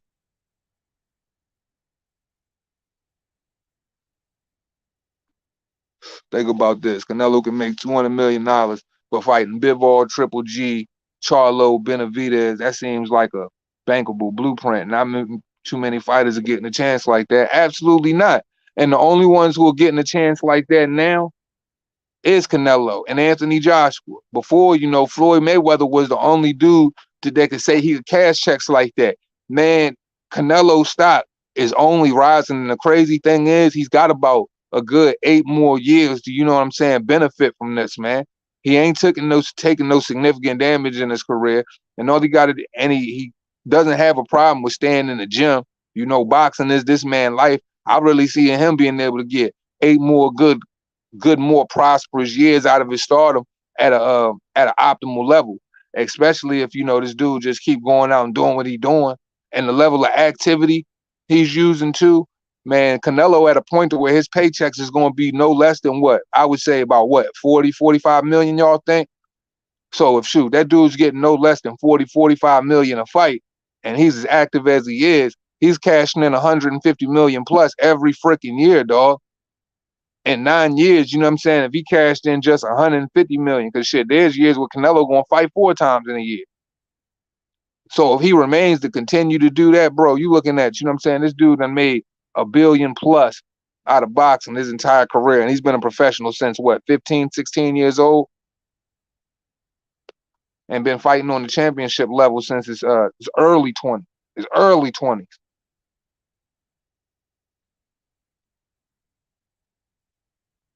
Boxing boss, the salute, Brody. What's goody? Audi PG says sort of live a Davis versus Mario Barrios fight. Man, that shit. Davis versus Mario Barrios was nothing more than a way to make Tank look like, you know, it was a smart and strategic way to try to make Tank look great, considering that they've been serving a souffle made out of dog shit for the past freaking 3 years straight. And the questions were starting to literally get to Premier Boxing Champion. It's at a point now where you're hearing Coach Calvin in articles talk about they want Lomachenko all of a sudden. Why do they want Lomachenko all of a sudden? Because they feel as though Lomachenko has gotten a lot older and he's losing a step. So now they're going to start talking about they want Lomachenko and quite possibly want to make that fight within the next 2 years, because they're at the point where they have to fight somebody. Man, look, there's no way. Look, they've done dug up every freaking bum they possibly could find out of the goddamn cemetery and brought them sad bag of bones in the ring. They're going to have to eventually fight somebody. Leo Santa Cruz was a smaller guy, but the Mario Barrios situation was simply a way for them to soften the blow on Tank, um, his public credibility, simply because this dude has been fighting nobody. And Mario Barrios was at 140 pounds, and Tank is known to be 126 to 130-pound fighter. So of course the niggas is going to try to throw him up to 140 and try to sit up there and say that Tank's fighting for a world title, a damn WBA Reggie belt. Don't nobody smoke Reggie no more. I'm just saying. And try to help this dude save face. It's like Isaac Cruz. Tank wasn't supposed to go out there and look bad against Isaac Cruz, but he did. It exposed him in so many different ways that, you know, the only PR that they could do was sit up there and try to be, you know, oh, I told y'all Isaac Cruz was this, Isaac Cruz was that. Who the fuck did Isaac Cruz fight before that? Diego Magdaleno? Come on, man. Who did he have on his, what notable fighter did Isaac Cruz have on his belt before he fought frickin' Tank? Diego Magdaleno? So Mario Barrios was nothing more than a, you know what I'm saying, a sacrificial lamb for him to be a front. That's all they used him for. Plus 20 million a year off Canelo Energy. Yeah, and we can't even forget, man, the dude got mad promotions too. I believe he's still with Nike. I think he do something with don't he do something with Everlast? I know he got Hennessy. I think he got a golf deal too. Canelo got some deals, man. So, you know, believe it or not, a lot of people think that a lot of the money is, you know, made in the boxing ring, which, depending on what level of boxer you are, it certainly is. You do make a certain amount of money in boxing. But man, you'd be surprised. A lot of people make a lot more. It's a lot more made in promotion, bro. You get them, you know, 4 years, $300 million deals, you know what I'm saying? Like, shoot, like some of them deals get so outrageous, bro. You get that Under Armour Steph Curry type of deal. That's where the real money is. Triple G got the IBF, IBO, and after that, his next fight, should have the WBA from Toyota. Do you think Canelo versus Triple G would generate money? I mean, I think that Canelo's got such a diehard fan base. I think that Canelo should be able to do, I think that Triple G would still generate him. I don't want to get ahead of myself, but I still think that Triple G, if he had that fight right now, I still think it would generate 500,000 buys or better, because Canelo got a solid fan base that goes behind him and watches this fight. And I mean, Triple G still has some juice behind his name, regardless of his age or whatever the case may be. I think Triple G was always the kind of fighter where even if he went inactive like he did for the past couple of years, I think that Triple G's done so much to where he's got a solid fan base too. So I think to bring both of those guys together and with that fight, I think that they could generate, easily 500,000 buys. Easily. I think there's definitely, a nice little back end on it for both of them if they take that fight.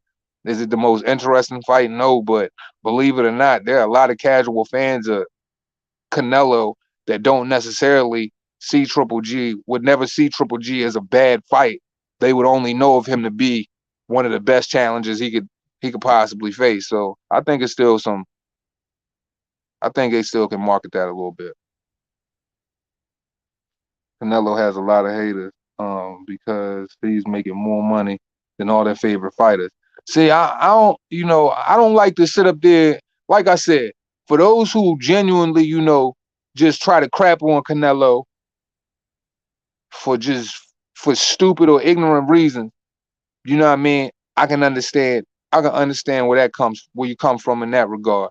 But like I said, there is a large crowd in the boxing world that legitimately have certain gripes with Canelo's career, where they only want to see him fight a certain caliber fighter, to where you probably wouldn't even hear these conversations no more. Because naturally, I think and I'm not speaking for everybody, because you do have people with channels that have over 30,000 subscribers that use their power for evil, like Southpaw 773 TV, I think it's called, or whatever, who will just sit up there and say, because you fought a white boy, it doesn't make you great, when two of my favorite fighters of all time are white boys. So you got ignorant people that do ignorant things, and I think that plays on both ends, man, because you got a group of fans that just want to do some capping shit, and then you got certain boxing channels that just do capping shit, where nobody just reports on what it really is, or they genuine about their perspective when it comes to the sport. Certain people got agendas, man, and they play on, casual minds with that shit. Yeah, Southpaw 773 TV. Yeah, that dude, man, like, to have 30,000 plus subscribers and to just speak on the sport from such an ignorant perspective and not have, the follow-ups to go with your argument, and just scream out, oh, he only fighting white boys. That's not true. Canelo's fought in every damn freaking race you can possibly think of. But my whole thing is, when you're not giving him his credit for all of the things that he has done, and all it is just disdain for the boxer and just checking him from an ignorant perspective, then yeah, I don't have no sympathy towards that. But for those people who are genuine when they speak of certain shortcomings, those people, they just really need to see certain things, before they put him on that level. Like, everybody isn't out here just to hate on Canelo, or this is basically every opinion that people have isn't just because they dislike the dude. It's just certain situations. Once again, like I said, my only negative, and I don't even consider it really negative, but my only question mark towards Canelo is, I can't put him up there with Julio Cesar Chavez or certain other great fighters that came before him, simply because in his biggest fights, you can't just stamp that he was successful in those. That's it. In those 50-50 fights. That's it. Other than that, But he stay active. He stay fighting world champions. You can't take nothing away from that man. And he's not a bad fighter. He is an elite level fighter. My thing is, I just need to see that elite level fighter tested in another fight that is genuinely 50-50, where I don't necessarily have to go into this shit knowing that if I'm going to make a bet, I would solely have to make it on Canelo because the opposition doesn't match what's standing on the other end of him. That's it. Because if it wasn't for the poor judging with Triple G, with Laura, and the loss with Floyd, then I wouldn't have really. I wouldn't say shit about him. Other than that, other than that, he's a fucking amazing fighter. He's definitely a top pound for pound fighter. You can't take that away from him. So I'm speaking for the fans that get crossed up where everybody just doesn't hate on Canelo, bro. There are people that genuinely like him. We really genuinely like watching his fucking fights, but they're just things that he hasn't done yet that put him at that status where everybody else put him for me.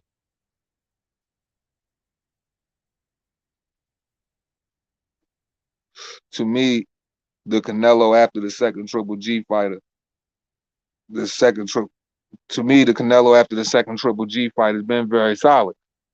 He's got credentials. He's been very active. He's went undisputed. You can't take that away from him. First Mexican fighter to go undisputed, 168. Or wasn't he the first Mexican fighter to go undisputed? What was it? He broke one accolade with that. So he went undisputed at 168. He's knocked off a slew of champions. My whole thing is, it's when I judge a person's career, Mandolo, I'm not just judging it off of the second half of his career. I'm judging it out of the entirety of his career. In the second half of his career, there are no Triple G's on the second half of his career whatsoever. There are no Floyd type opponents. And I'm not talking the exception in the sense of just money. I'm talking in skill set. There's nobody up there that's been on that Triple G level as far as skill. There's nobody who's been up there on that Floyd level as far as skill that he's fought quite yet. I feel like the fighters that he's fought, them are dudes that we know he can beat.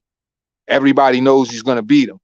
So all I'm saying is, I just want to see him in, like I said, if he fights Bivol, I would have nothing. I would never say, a motherfucker couldn't tell me nothing bad about Canelo. Because that's a dangerous fight, man. Like, I want to see him in a dangerous fight. I don't want to see him, especially knowing that he picks his fights for me, I don't want to see him pick. I want to see him pick a 50-50 fight. Not because, you felt like you were forced into it. Take that shit because it's dangerous. Take that shit because you want to test yourself or something like that. I don't feel like this man has tested himself since Triple G, excuse me. I don't feel like he's tested himself at all. I feel like every fight that we've watched him fight, man, we know he's going to crush them dudes, man. Like Jermall Charlo, like I said, by all means, take that fight. It's a tune-up for him because Jermall Charlo is highly overrated, but I just want that whole narrative just to die. Like he's ducking Charlo, because he's not ducking Charlo, and he sent him a significant offer and Charlo turned it down. I just feel like Charlo ain't nothing but freaking tuna meat for Canelo. He'll be picking Charlo out his teeth. It's that easy. So just go ahead and silence that crowd of people that think that, he's ducking him on that regard. Get him out the way. But a Dimitri Bivol fight, that was the one fight that I've been clamoring for since 2019 when he won the WBO off of Sergey Kovalev, because I already knew he's big enough to fight at 175. But when he went up there and he beat Kovalev the way he beat him, I'm like, yo, there's a chance for me to see him fight a Dimitri Bivol, for me to see him get that one test that I really think that's going to put him through the ringer, that he really going to have to work hard for, So that's just what I want. And I wouldn't have nothing to say about dude, because then he would have had solidified his motherfucking run for me. Well, I'm just like, yo, this nigga just beat Dimitri Bivol, dog. Like, come on, man. So that kills, because I think he's apprehensive when it comes to fighters with exceptional movement.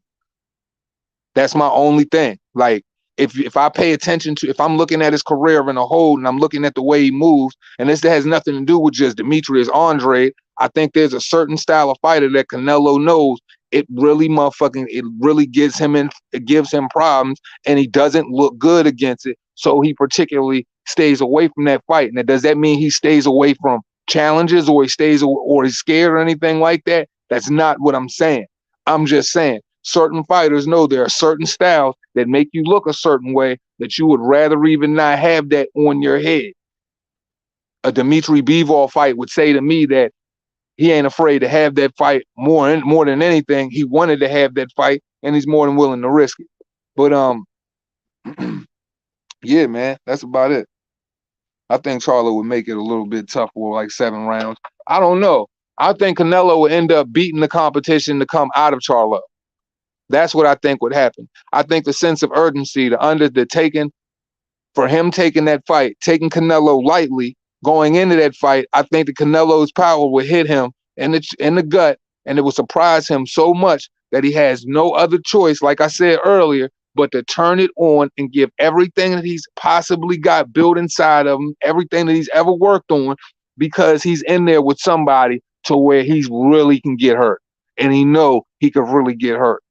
So he would be at the height of his sense of awareness due to the fact that this dude can knock him out and take his head off, the dude that can hit him in the body and take his freaking head off, and he doesn't have the comfort of staying on the inside. So just in that fight alone, I wouldn't mind seeing it, because it would have to bring out a whole different element of Jamal Charlo. And it's not because he would want to, it's because he just doesn't have that comfort of sitting A to B, and trying to roll off of it, coming back with that hook or that straight shot or that uppercut that he likes to come back with, because nobody else can combat it.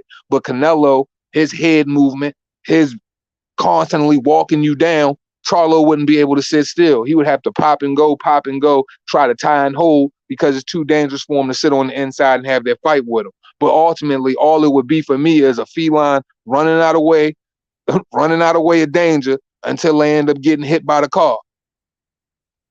You done crossed a lot of streets, but this one right here, you about to get hit. And you going to sleep. And you ain't waking up. Well, you gonna wake up. It's just gonna be, the fight is gonna be all the way over with. That's all. Rio, Canelo, and his team were the ones who suggested that weight don't discredit Floyd. Hold on, what? Diarrhea, Canelo, and his team were the ones who suggested the weight don't discredit Floyd.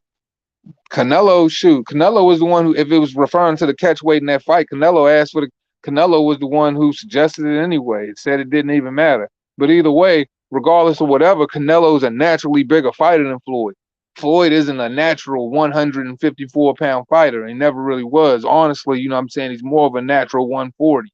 More of a natural, you know what I'm saying, would probably be a lot safer at 147, 154. You know, like I said, with Floyd Mayweather, him climbing up and going to certain weight classes weren't about the fact that, his punch could carry him there. It was simply off skill set alone. In the same way Vasily Lomachenko competes at 135, when really he's not the size of a 135-pounder, because everybody knows that fighters carry on more weight than they naturally would for that weight class. That's just how it freaking goes. And Canelo is naturally a fish out of water when it comes to the other, guys who weigh in at 135. Those guys got to cut off a hell of a lot of shit to make 135. Lomachenko would be more or less giving up a lot of weight going up there. And it's pure technical prowess that carries him through that weight class alone.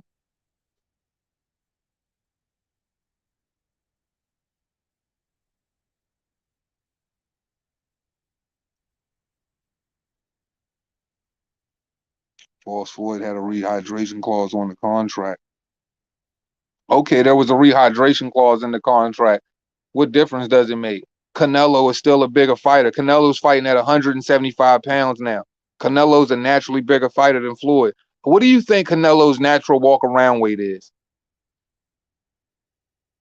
Canelo's all around the bigger guy. Canelo's all around the younger guy. It doesn't make a difference anyway. Canelo's had 5 freaking catchweights in his career in significant fights. He's even had a catchweight against James Kirkland, who was off 2 years when he fought him. And he could have fought Demetrius Andrade. So I'm saying, if you want to do that, I mean, I could bring up, you know, all of the catchweights Canelo's had in his career, and it's significantly more than Floyd. He's had a catchweight against Julio Cesar Chavez Jr. He's had a catchweight against James Kirkland. He's had a catchweight against Amir Khan, Miguel Cotto, and who else? Alfredo Angulo. So Canelo's had 5 catchweights, and he fought people at a ghost weight of 155 pounds, diarrhea. So what are you saying? So at every turn, if anything, if Floyd shouldn't even get criticized for the way he ran his career on the second half of his career, because honestly, Canelo runs his career the same exact way. Can't nobody say they do anything any different. Canelo's even fought the same opponents Floyd has fought after Floyd has already fought him. So that rehydration shit, oh shit.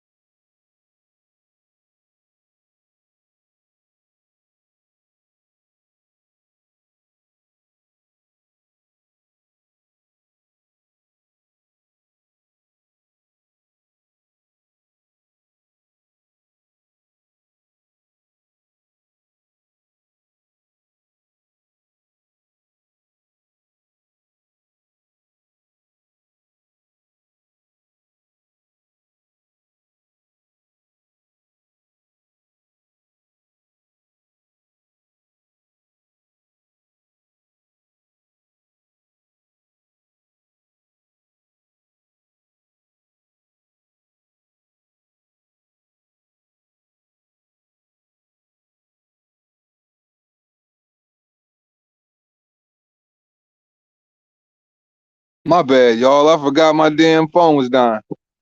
Yeah, so I'm just saying, if we're gonna pick at a rehydration clause or whatever catch weights, I'm just saying, like, Canelo and Floyd have had Canelo had a Floyd. I mean, Floyd had a catch weight against Canelo. Canelo had a catch weight against 5 different motherfuckers. Floyd had just fought Cotto with 154 without a clause, but he didn't want to fight Canelo without one. Don't try and rewrite history. Mandolo stays wearing his fanboy panties. I'm just saying, we know Mandolo is one of motherfucking Canelo biggest fans out this joint. You know he be fanning out for his boy Nello. You know what I'm saying? Like, I mean, on some level, I think, you know what I mean, everybody got that one dude that they get a little, you know what I'm saying, defensive about. You know what I'm saying? Like, I get real defensive about, you know, Mike Tyson a lot, you know what I mean? And I get real defensive about Marvin Hagler a lot when it comes to, you know, like his fight with Sugar Ray Leonard.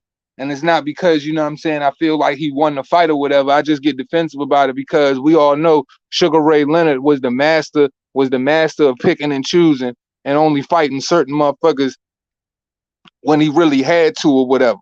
Like, you know what I'm saying? Like he tried, like, and he would never fight Aaron Pryor. You know what I'm saying? So at the end of the day, you know, I think we all got certain fighter, you know what I'm saying? There's certain fighter where niggas put their goggles on about.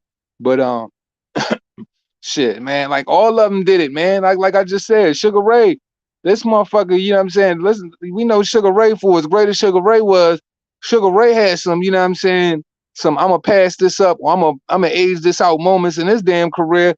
But the thing about, you know what I'm saying, Sugar Ray though, Sugar Ray got a lot of fighters on his prime that you can never question to say, yo, that fight right there automatically makes him great, and how he dismantled him. Like we wouldn't be talking about Sugar Ray and Tommy Hitman Hearns if Sugar Ray went out there and had like Hitman Hearns, say if Hitman Hearns was the Triple G in this situation and it was opposite for Sugar Ray, we wouldn't be having a conversation about that fight. You know what I'm saying? Like, so it's all based on like how you look in those moments. Because I would have to say in Canelo's career, the Floyd Mayweather moment would be his Fab Four moment or his Four Kings moment, and the Triple G moment would be his other Four Kings moment. If there ever was any form of comparison that you could give him on that level. You know what I'm saying?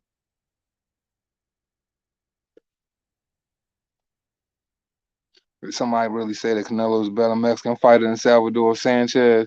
I hope not.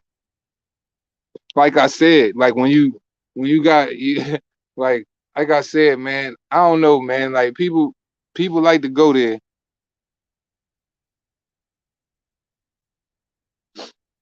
Hagler doesn't know how to cut the ring off. Man, Hagler knew how to knock motherfuckers out. Hagler knew how to reign undisputed for how long? How long did he reign undisputed at middleweight? It was over 6 years, wasn't it? Somebody tell me what it was. Cause like, you know what I'm saying? Like my mind started to slip me when I started to go back there a little bit. How long did Hagler reign undisputed at middleweight? Nobody would have beat Marvin Hagler if they would have fought Marvin Hagler in his prime. And there's only one person that beat Marvin Hagler. Nobody. I don't care who you name. And that at that time, Marvin Hagler was the best. Marvin Hagler was the best out of all them dudes. And he didn't have to be, he didn't have to have all the wow and the pizzazz. He didn't have to have the beautiful lightning strike jab. You know what I'm saying? That was kind of like a cobra whip, like Tommy the Hitman's Hearns had. He ain't had to have, you know, the stunning footwork and the combinations and the hand speed that Sugar Ray had. What that man had was two goddamn cinder blocks in his glove, and he would knock your ass out. You know what I'm saying? Like even Roberto Duran had a certain level of hoppiness and a certain like kind of reminds me of the way Manny Pacquiao operates when he gets out there a little bit. You know, it seemed like Manny Pacquiao kind of took his work a little bit from Roberto Duran. But the way Roberto went about his work, you know, like Marvin Hagler didn't have to have none of them things. Marvin Hagler just had a nasty come forward style and the ability to knock your dumb ass out. And the crazy thing, I can't say Marvin Hagler don't know how to cut off a ring because he damn sure cut off Tommy the Hitman Hearns, and he's one of the greatest lateral fighters of all time. And with one of the greatest, arguably the greatest jab of all time, unless we're talking about, you know, the Eastern Assassin or something like that. But really, how many people had a greater jab than Tommy Hearns in boxing history? Like, I can't think of too many people who had a better freaking jab than Tommy Hearns and a more convincing jab. Sergey Kovalev has a hell of a jab too. But I would say Tommy Hearns, Sergey Kovalev, the Eastern Assassin, them niggas shit was up there. But Tommy Hearns knew how to use every aspect of the ring. He knew how to use it. He knew how to fight big. He knew how to fight small. He knew how to fight inside, giving up his reach. He knew how to fight outside and just pummel you with his reach. So if Marvin Hagler could motherfucking make that motherfucker go bending knee in his prime, man, I'm telling you, it would have been the same thing for Sugar Ray. Because Sugar Ray didn't have a problem earlier in his career fighting toe to toe with you.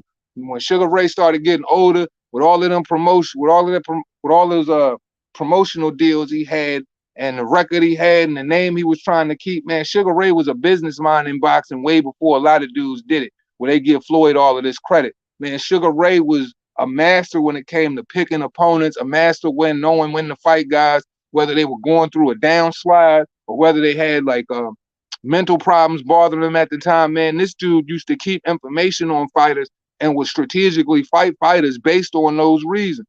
I'm telling you, he wouldn't have fought Marvin Hagler if he didn't have that sit down with him and have dinner before that and know Marvin Hagler was basically done with the ring and really wasn't really wasn't himself at that time. He admitted it. He would have never fought him in his prime. That's why that motherfucker didn't fight Aaron Pryor. Leonard started the A-side tactics. He took it to that next level. That's where Floyd got it from. Oscar too. That's a fact. That's why when it's like, yo, when people talk about business minds and it's like, yo, the Floyd Mayweather way, I'm like, bro, people gotta understand. Floyd Mayweather just took the money to a whole nother level because of course inflation and all of that shit started changing the way the money was looking. Yeah, there is a whole lot more money that goes through boxing now. But damn, dude, like the shit that Sugar Ray was $100 million boxer back in the 80s and shit like that, early 90s, bro. That shit was unheard of. Tommy the Hitman Hearns, that motherfucker was sitting on a heavy 60+ million net when he was, you know what I'm saying, during the Fab 5 years and after that. A lot of them dudes got guap. Oscar De La Hoya, he took his business sense to the next level right after Sugar Ray. And Sugar Ray still making money. That's like George Foreman. George Foreman don't get enough credit. George Foreman is one of the greatest businessmen boxing ever had. Like, he came back, won the heavyweight title, was the oldest person to do it, I believe, up until Bernard Hopkins came along. Correct me if I'm wrong. And then, shit, that man done made himself, you know what I'm saying, a master in the boxing ring in 2 different careers and made himself a master in business. You know what I'm saying? After his career. Like, and I'm talking about, you talking about a net worth, a revenue stream. Man, George Foreman grills to this day are still being used and utilized, and his business far exceeds just that. Like George Foreman, he got a lot of business sense. So there are a lot of guys in boxing who really paved the way to where it's like, yo, a lot of people just mention Floyd's name to where you can mention the George Foremans of the world, have a sit down with the Sugar Ray Leonards of the world. Shit, I'm telling you, if you pay to have that sit down, that'd probably be the best money for a businessman spent. And guys like Oscar De La Hoya, who all had their own ways of capitalizing on the market and making themselves, you know, bigger than just their boxing career. Because I even think with a lot of those guys now, outside of the exception of Floyd, because Floyd just made, you know, record-breaking purses, you know, 9-figure pays. He made that shit look regular in boxing, which is unheard of. So shout out to him. But as far as outside of boxing is concerned, people can't point to Floyd and say Floyd was, you know, a master when it comes to business, because it's still yet to be seen and determined through the numbers. You know, we can't, if this was a game of logistics, we can't really look at what Floyd has done as far as his afterlife in boxing and say, you know, he was such a great business mind. But we can look at the Sugar Ray Leonards, we can look at the Oscar De La Hoyas, and we definitely can look at the George Foreman, and we can determine that shit real easy.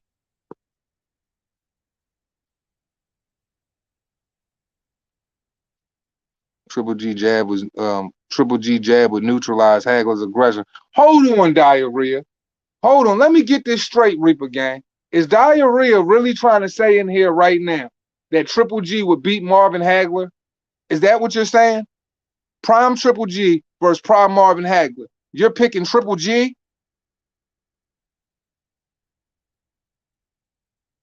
Is that what you're saying?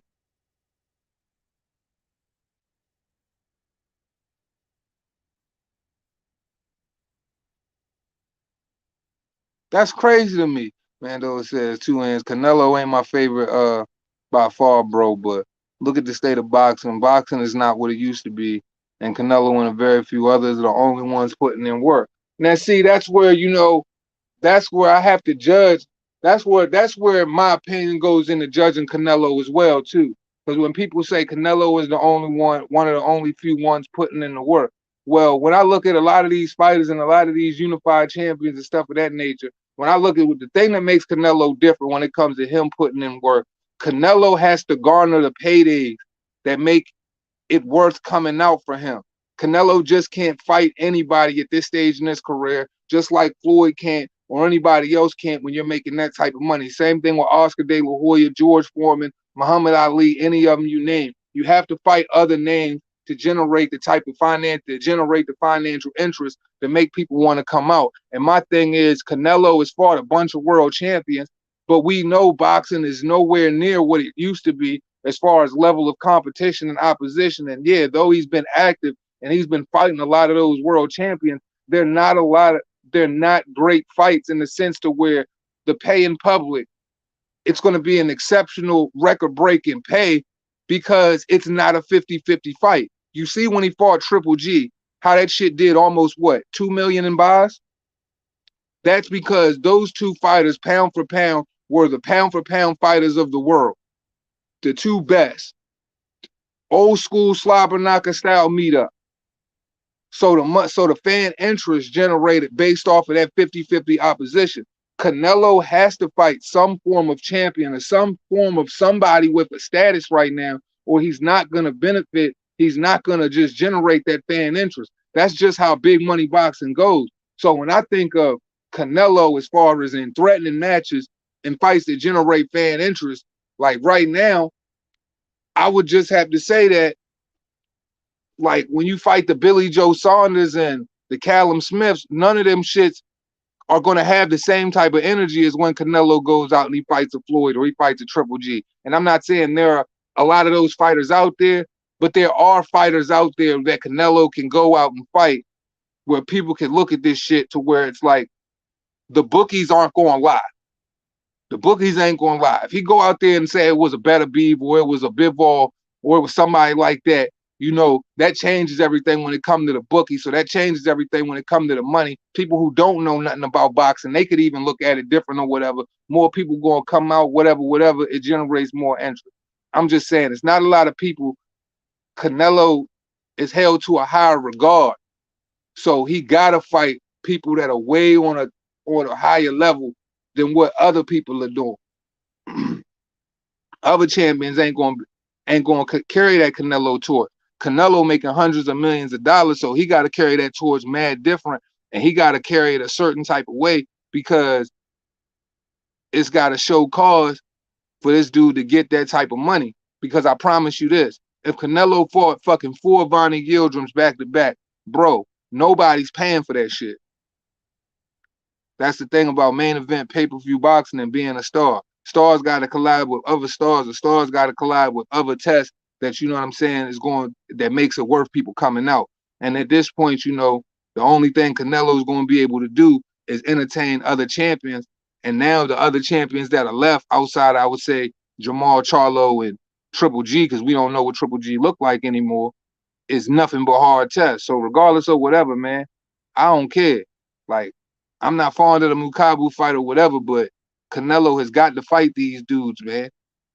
Like, because there ain't really nobody left for him to fight. He's already beat all of the dudes that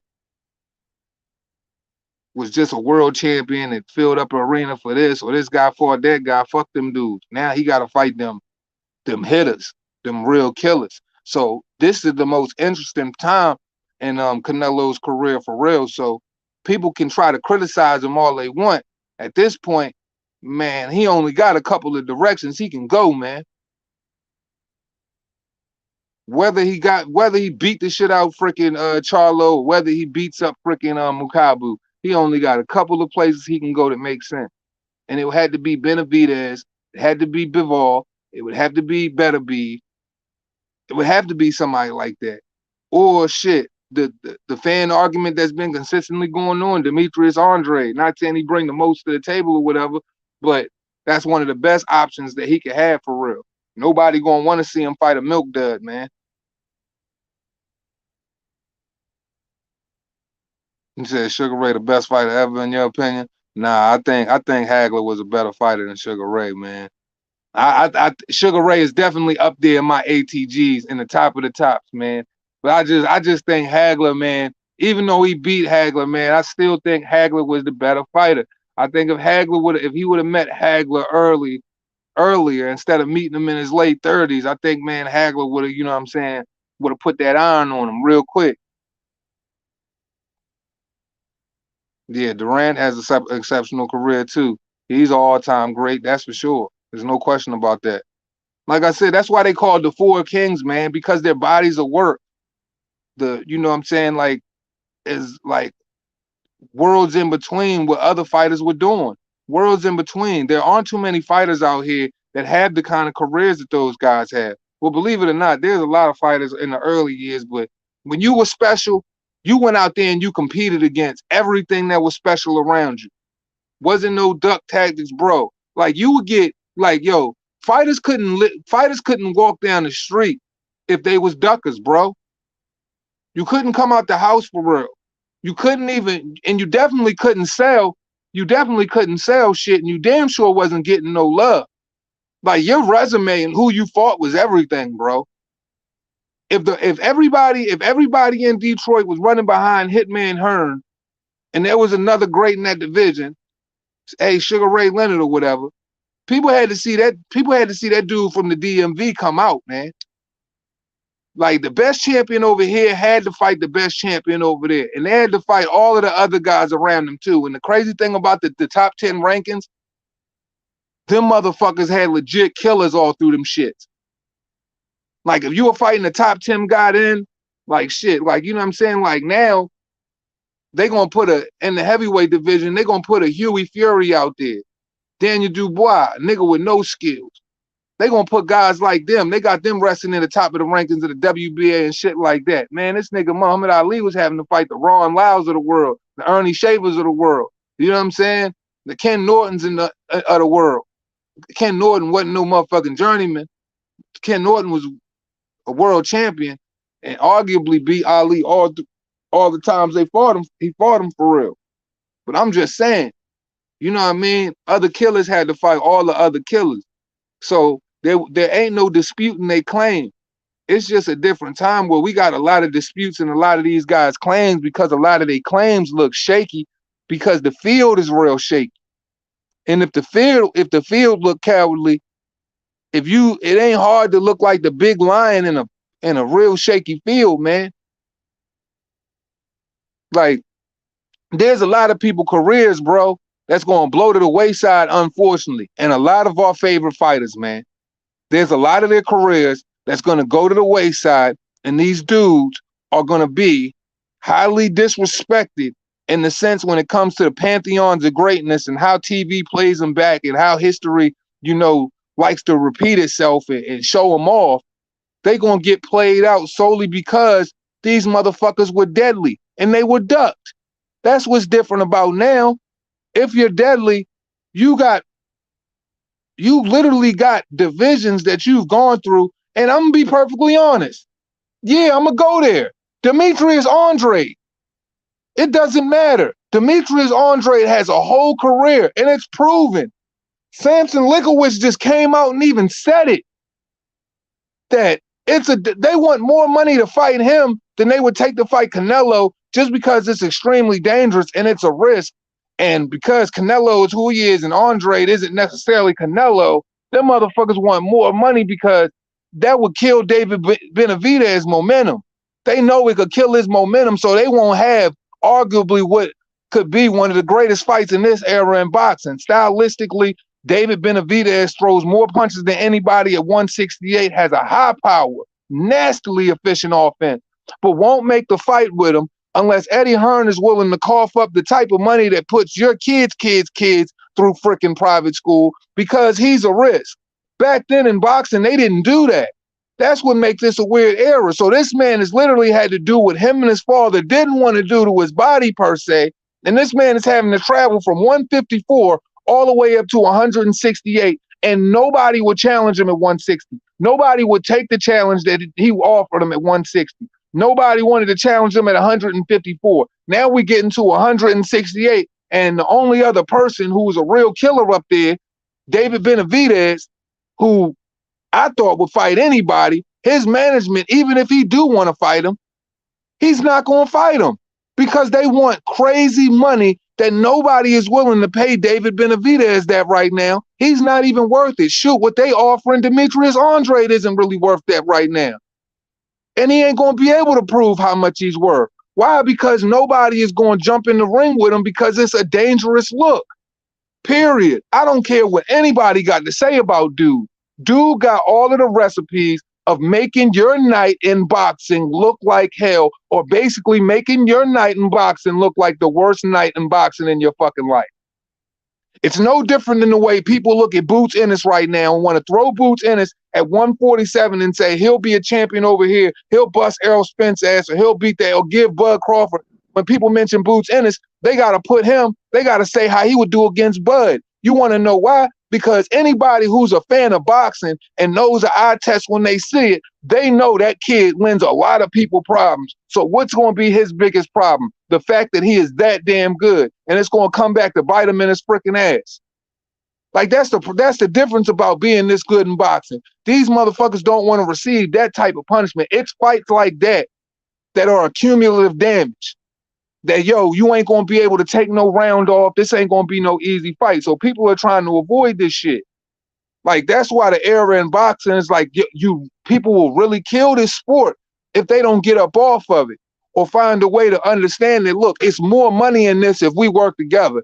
Honestly, a fighter's well-being, it kind of is they kind of is they place to worry about it. But what I mean by his physical well-being, man, they professional fighters. This is what they signed up for. As far as his financial capabilities, if everybody agrees that shit, win, lose, or draw, all of our champions have to fucking engage in fights with other world champions, or we have to unify at some freaking point when it comes to that, when we're in our voluntary space, then we wouldn't have these problems in boxing. But if this continues, nobody will watch the sport. And it's only going to be one guy who necessarily isn't going to get questioned, who's always going to have some question, about how good he is, because a lot of these dudes are able to get away with shit that other fighters aren't capable of getting away with. All right, man. Appreciate you, bro. Glad you stopped in.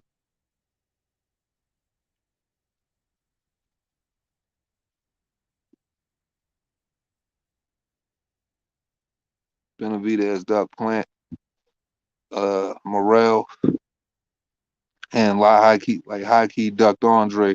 Yeah, man, and this my problem with this stuff, man. Like, y'all heard me, man.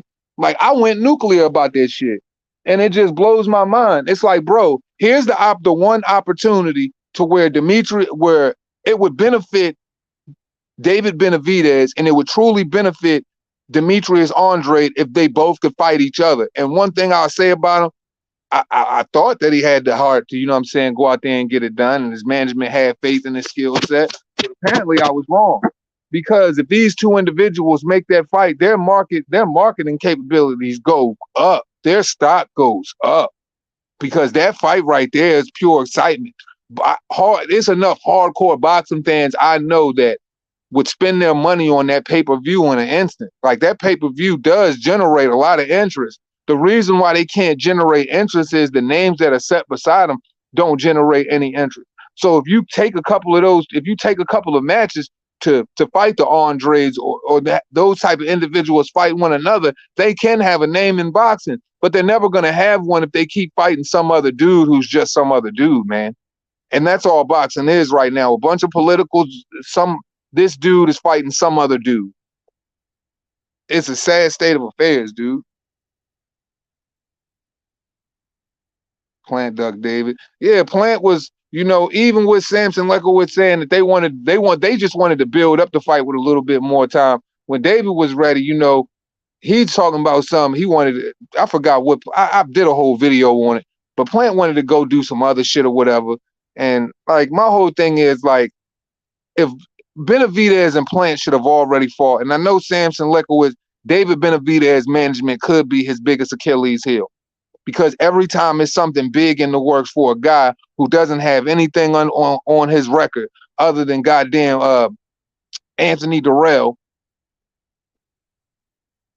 he always stands in the way and tries to use the Al Heyman blueprint, which is, it's almost like it's coming out of the mouth of Al and nobody ever sees this guy talk. That they got to ask for something so crazy that they would have to be stupid to turn down the fight. It's almost like, they want the other portions of the boxing world to keep their lights on, to make it to where they have no choice but to make that fight so they can turn over some type of cause. Like, cause I mean, let's be honest, that outfit is suffering, dude. But boxing is suffering more important because outfits like that exist. Because everybody else had no problem of unifying belts with one another if it came down to top rank of the zone. And it makes sense, they'll immediately have the conversation. BT, any of them.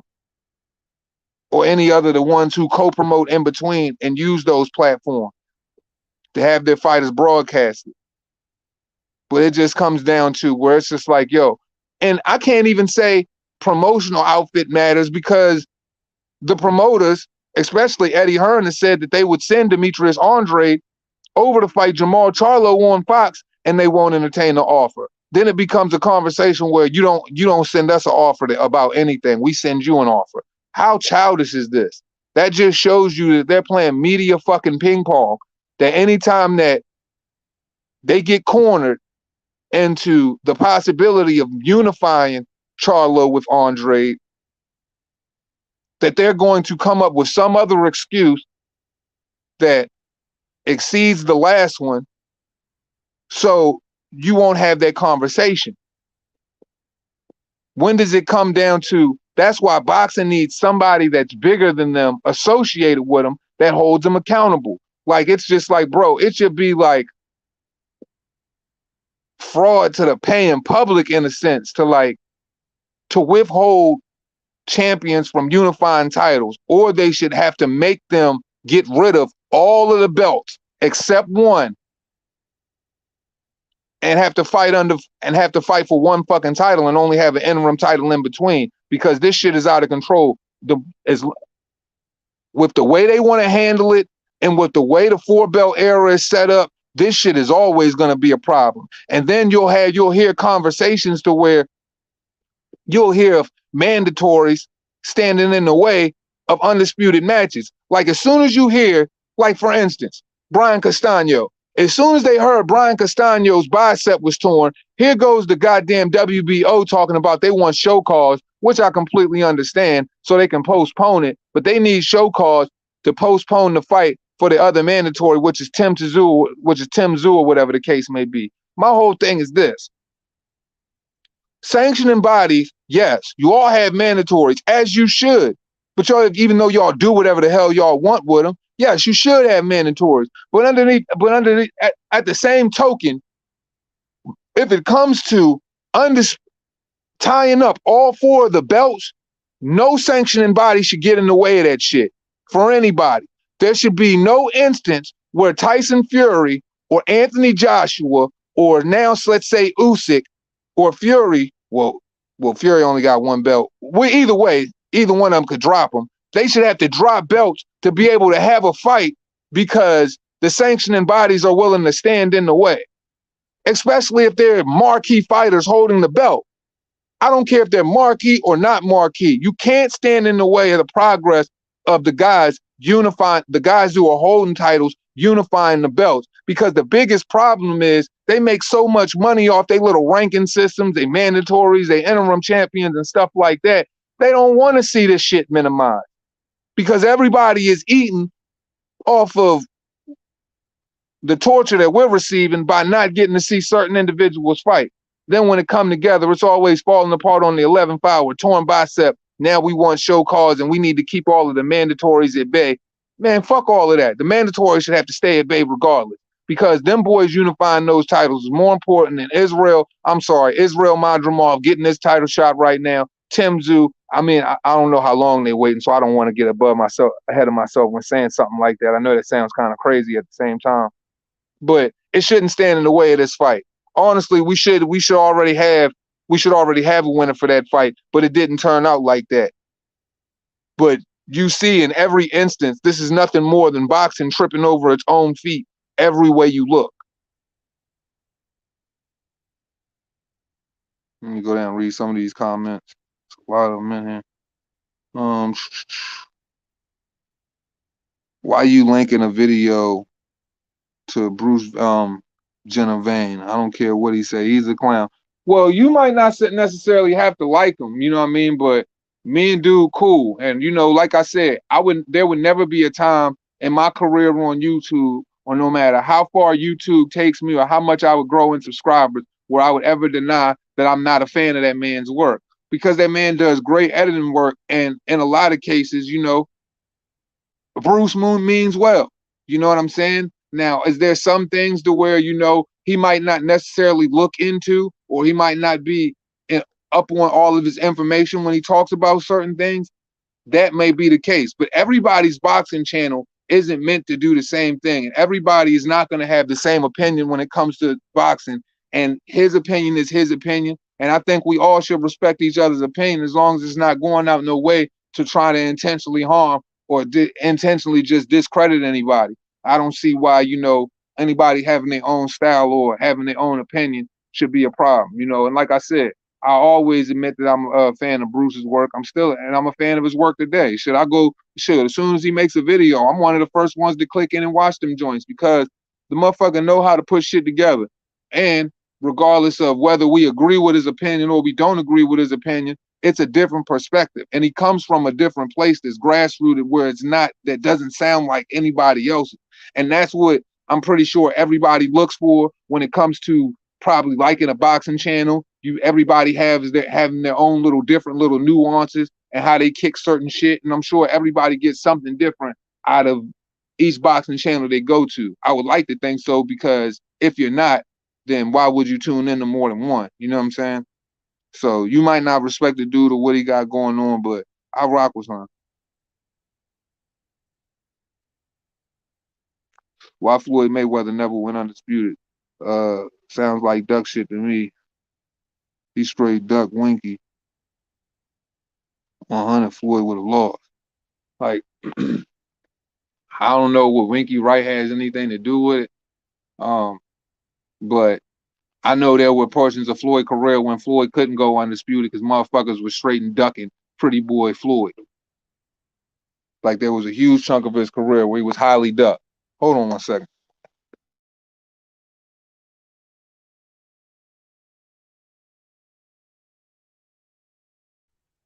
Just like everybody got somebody, shit. Like I said, I just was talking about how Sugar Ray Leonard ducked Aaron Pryor, aged out Marvin Hagler. So don't matter. Up to the greatest fighters you can think of.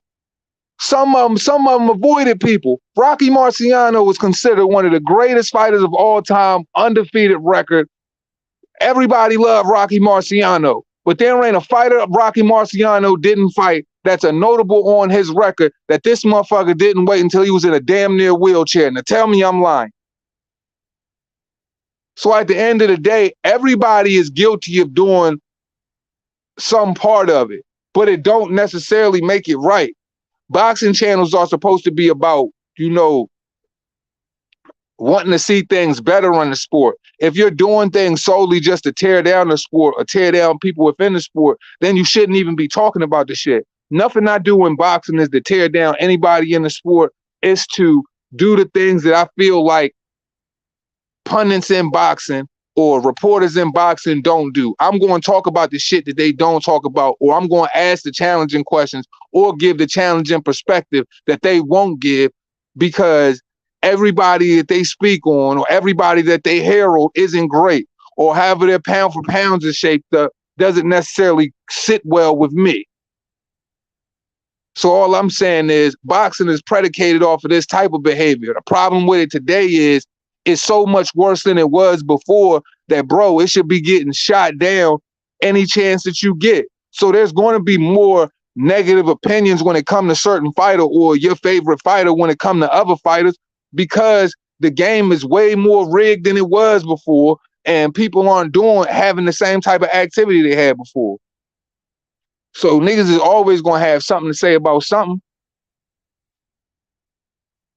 And everybody guilty of something. Not one fighter. Everybody guilty of something.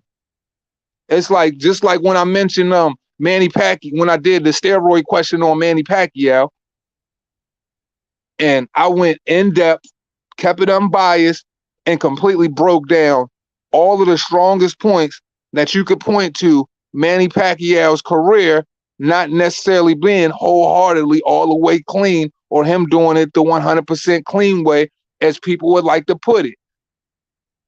Even as currently as his second to last fight that he had with Keith Thurman, when he wanted no VADA testing, so they had no VADA testing in that fight, so Keith Thurman could have that fight. Why would you not want no VADA testing? So when I made that video, everybody immediately said, well, what about Floyd and IV? What about Floyd and IV? What about Floyd and Alex Ariza? Oh, so on and so forth. But people don't understand, but they just completely dismissed or didn't even look to see if I did one on Floyd already. which I did.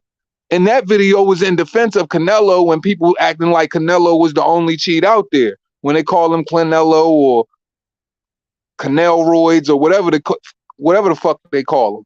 So I've defended every fighter in every instance where they've done the same shit, or this fighter has on his record, what that fighter has, or what you accuse him of, that person might have as well.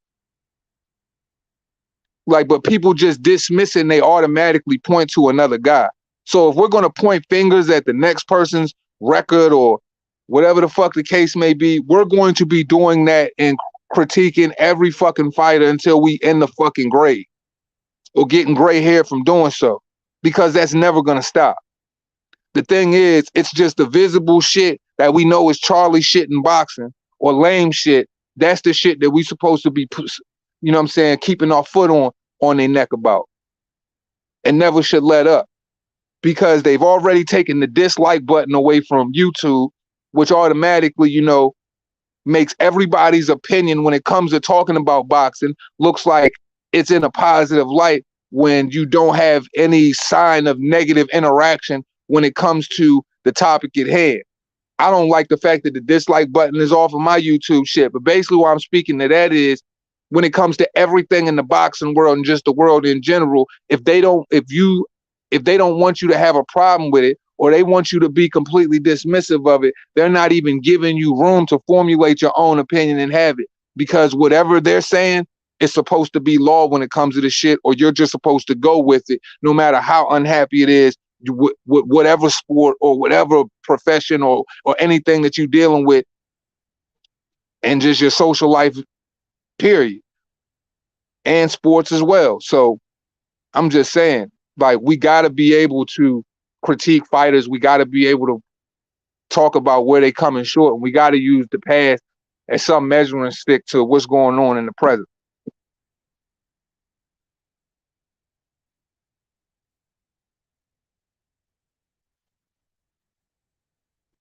Okay, Dickie Two Guns, Boo Boo hasn't fought anybody, but did Demetrius Andre try to unify at 154 pounds? I believe he did. Did he try to unify at 160 pounds with all the champions there? Did he try to fight Jamal Charlo? He did. They sent an offer. Jamal didn't take the fight. The offer was $7 million. A $7 million offer to a fighter who didn't even make whose biggest payday wasn't even over 1.5 million at that time. He turned it down. Did he try to make the fight with Triple G, who was on his stable at the Zone? He absolutely did. Did Triple G take the fight? No, he didn't. He declined that contract and decided to fight Steve Rose, who was an undefeated fighter domestically in Canada, instead. And he's tried to make the Canelo fight. Canelo didn't want to fight him. Canelo is a different circumstance, according to people, so I'm just going to let that be that. But when we're speaking on Demetrius Andre and saying that he's fought nobody, how many world champions in his weight class are trying to fight him? He's going up to 106. He's going up to 168 right now to try and fight. To fight Zach Parker for his WBO interim champion at 168, and it was trying to make a fight with David Benavidez if he won the WBC interim champion at 168 against David Lemieux for WBO mandatory status to fight Canelo Alvarez and to be his mandatory. So when we sit up here and say Demetrius Andre has fought nobody, the difference between Demetrius Andre is Demetrius Andre is trying to fight everybody, and nobody is getting criticized for not taking fights with Demetrius Andre. All of these channels want to protect Charlo. Triple G has by far got the best freaking contract in boxing, I believe upwards of something of like $70 million on the Zone, and he's literally only fought Sergey Derevyanchenko since he's been there. He's about to fight Murata and try to unify with him, but he's literally done nothing with the money they've given him at the Zone. And he avoided unifying with Demetrius Andre. So if everybody's going to continue to avoid him, and we know this to be a fact, then what is he supposed to do? Because I do believe this is the same shit people try to do to Terrence Crawford. Terrence Crawford, when undisputed at 140, exercises his WBO option goes up to 147, beats freaking Jeff Horn, takes his 147 title, and then tries to fight the champions that are 147 pounds, but everybody freezes him out.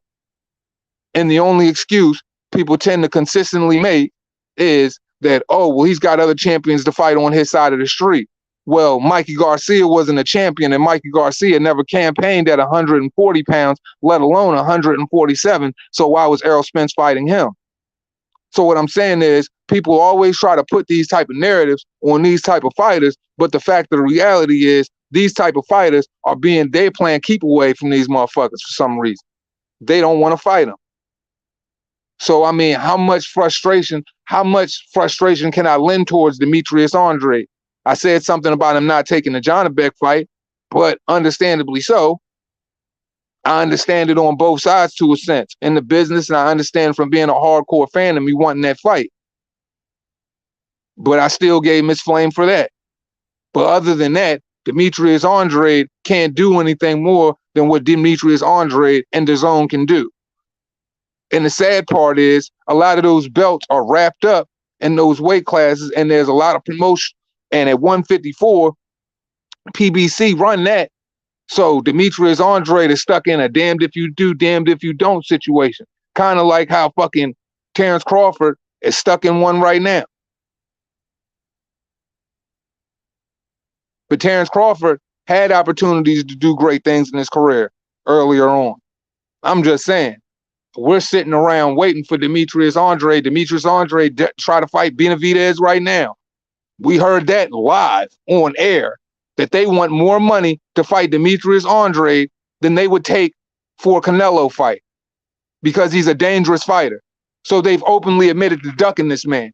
So when you just want to sit up there and just spout out ignorant shit without having anything to come off the back of it that makes any goddamn sense, I would, you know what I'm saying, suggest that you would do your research, sir, because this is a boxing channel. It's my job to cover this shit.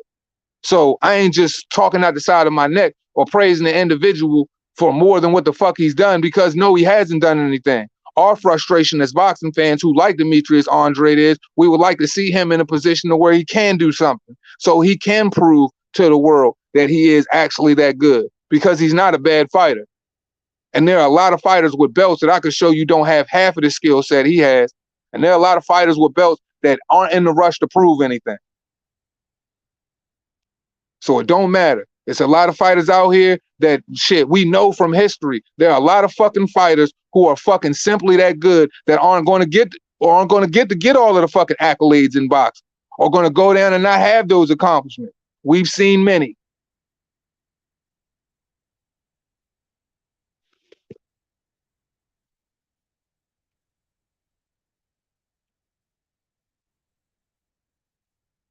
Tyson didn't duck anyone. I'm not talking about Tyson after he got out of prison. Nobody will fight Mike Tyson. These motherfuckers did not want to fight Mike Tyson in his prime. And I almost feel like Boxing Monster, no bullshit, I feel like the motherfuckers put Mike Tyson behind bars so they could, you know what I'm saying? I almost feel like they set that man up just so they could take his prime away from him, because they knew couldn't nobody do nothing with him. The only money that was circulating in boxing was the money that was going through his promoters and his management in his hand. And certain networks or promoters. But shit, the rest of the boxing world wasn't nobody eating while Tyson was out there for real.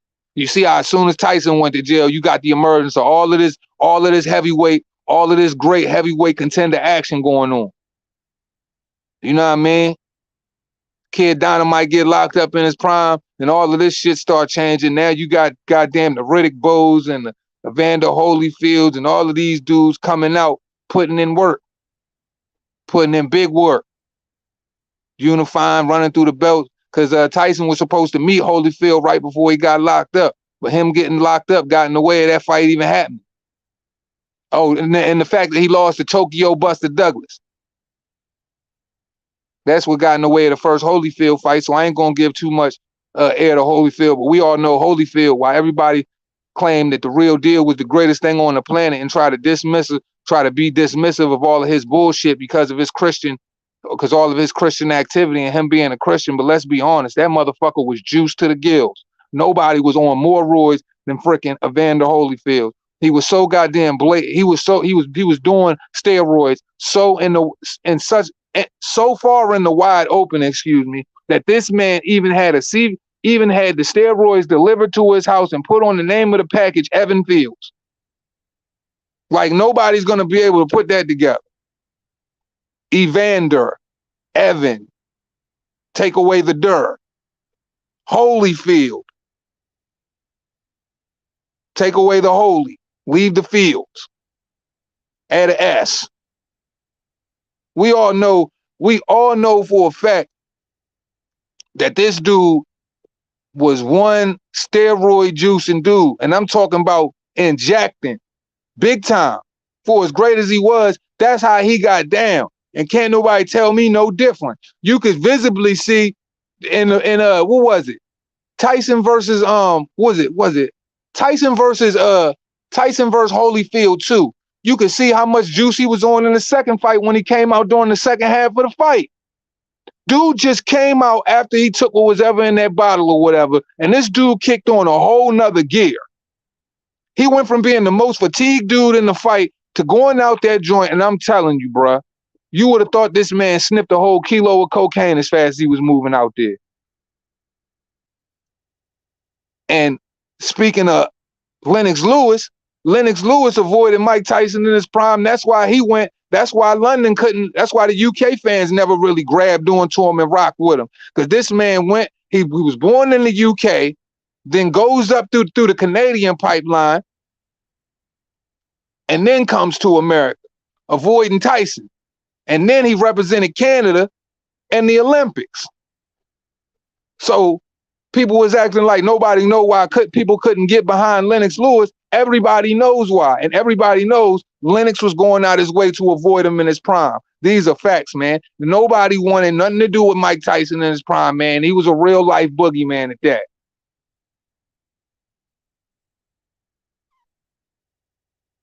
I mean that shit. Facts, man. Yo, you can't tell, man, bro. That shit reminded me of like playing like Street Fighter when Street Fighter 2 Turbo came out, where you can go turbo on a joint or whatever, and you can kick on that extra turbo on Street Fighter or whatever, will make your dudes punch off fast, and you know what I'm saying, you move off fast and all of that, man. Evander Holyfield went turbo in that second fight, bro. Evander Holyfield been going turbo his whole career, bro. The nigga went from a high top to straight to a shiner all in what? He went from a high top to a head fucking shinier than a freshly minted quarter, all in a couple of years. That man used to, come on, man, let's not act like, you know what I'm saying, cruiserweight real deal wasn't rocking the high top, you know what I'm saying, with the two parts in it, with the jumpsuits and all of that. Dude used to get fly and knock up a bunch of bitches. Nigga got like 50, 11 kids. I know he got at least, if I say anything less than 9, would be highly underrating how many kids that dude got. But we know Evander Holyfield, one thing he was good at to be Mr. Christian was he used to rock that high top with the part in it. Sometimes used to rock the Gumby to becoming Evan Fields, losing all his hair and knocking up a bunch of bras before he went, you know what I'm saying, steroid Fields. That's a fact. Ray Mercer wasn't a bad heavyweight either. Ray Mercer just came up in the time. There was a lot of heavyweight talent around that motherfucker, man. Lennox Lewis is the greatest heavyweight ever. That's crazy to me. That's crazy. Even though Lennox Lewis is definitely an accomplished heavyweight champion. I believe, correct me if I'm wrong. Lennox Lewis, the 3-time heavyweight world champion, 2-time lineal. Olympic medalist and undisputed. Yeah, he got like 11 of them Jones. But I ain't gonna say, but Lennox Lewis is not the best heavyweight of all time. I feel like if Lennox Lewis and Mike Tyson met in their prime, Lennox Lewis and Ali would have met in their prime, Ali would have gave him the business. The business. You know what I'm saying? That nice crunk 1-2 he picked up with Emmanuel Stewart and fighting with the reach with the right hand and shit like that. I don't think that shit would have mattered against Ali. I think Ali would have peppered him up.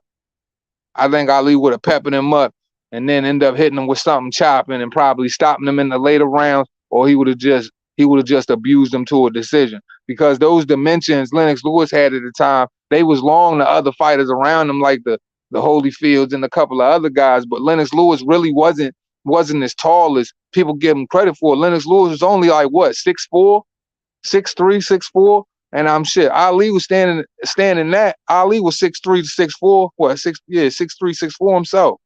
So I think Ali would have, you know what I'm saying, and the type of chin Ali had too. I think Ali would have got him, man. I think Ali would have made easy work on that, whether it's points or to a stop. Wilder is the GOAT. Yeah, facts. I don't know why anybody would say anything different.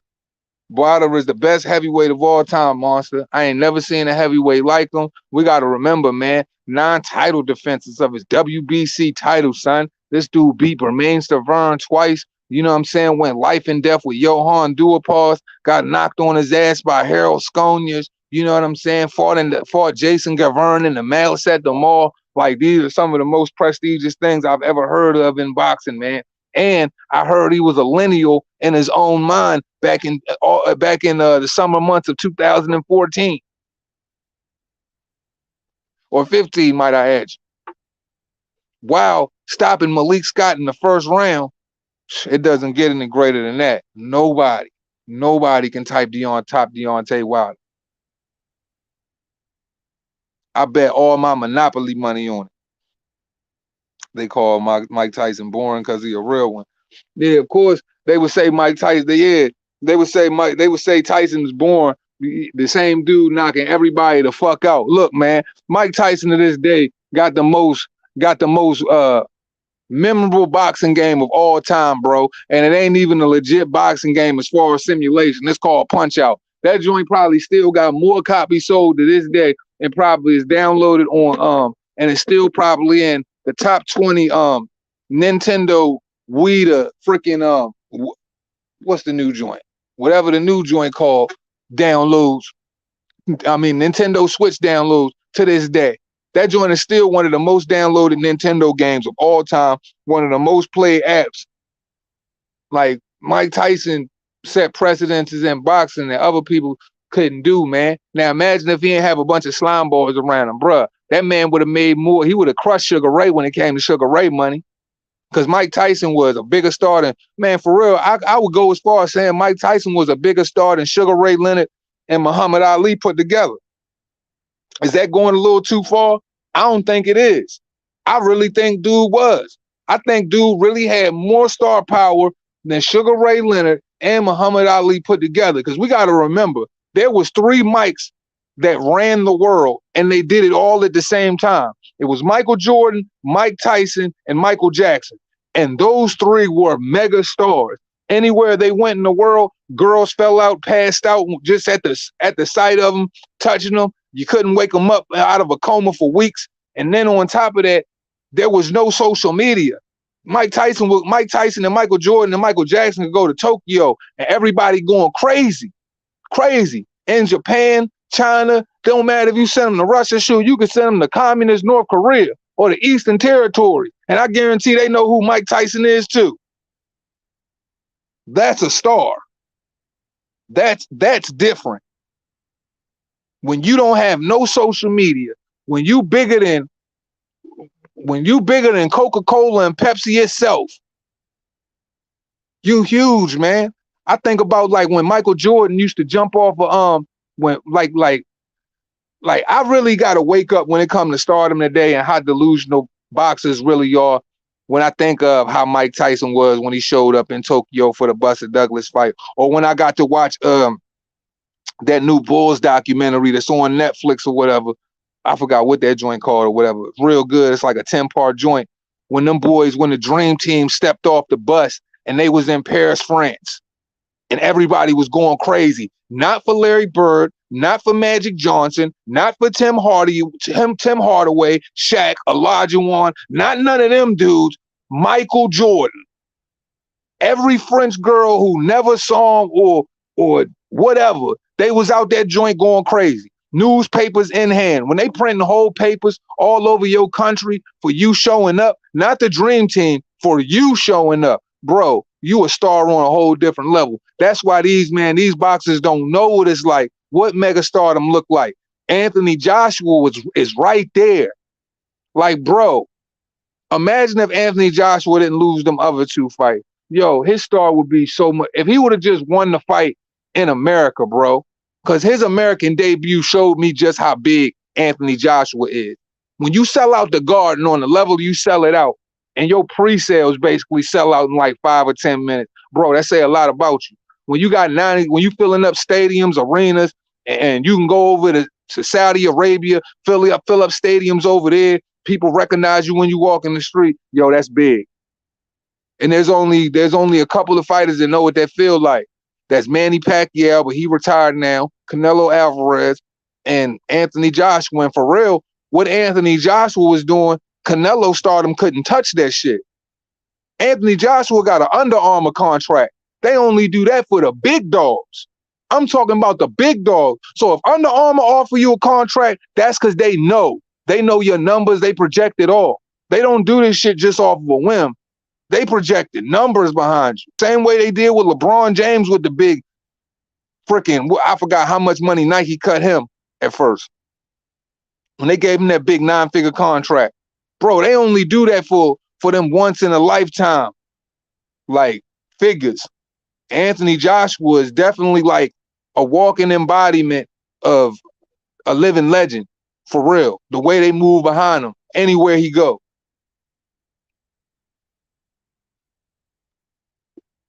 Ali was not respected for his height. America hated Ali for not going to Vietnam, but later America embraced him. But at first, Ali was hated. Tyson was loved from day one.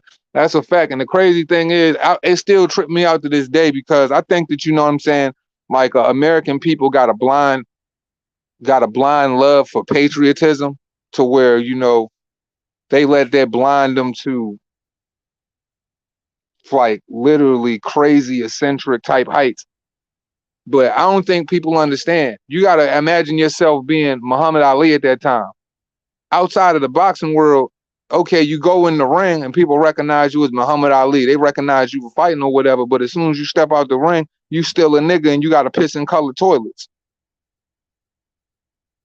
So if to your country, you're a nigga, but the rest of the world, they just love you like Muhammad Ali, hell no, hell no, I'm not fighting in Vietnam. I'm not fighting a war that has nothing to do with me or has nothing to do with anything that I feel about. Well, I'm just gonna go kill another man just because you say so.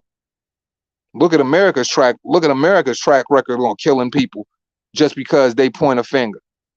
A damn smoking gun. Anytime they point their damn finger, it's just bodies just dropping over there. And then when you go look back on history, you throwing your hands up and they're just like, well, because the reasons were fabricated. So to take a African-American man who was definitely treated like an African-American man during those times in the worst way, I would have to say that I agree with his stance. And I think any sensible person would. Man, I'm just not going to go put myself on the front line and die because y'all say it's the right thing to do or it's the smart thing to do when y'all running around out this joint making enemies with every person that you see. Killing people at the snap of your finger. So shit. He definitely, I think it makes his legend that much bigger and that much greater for doing so. If you don't stand for something, you'll fall for anything. They threw away that whole man prime for not being a sucker.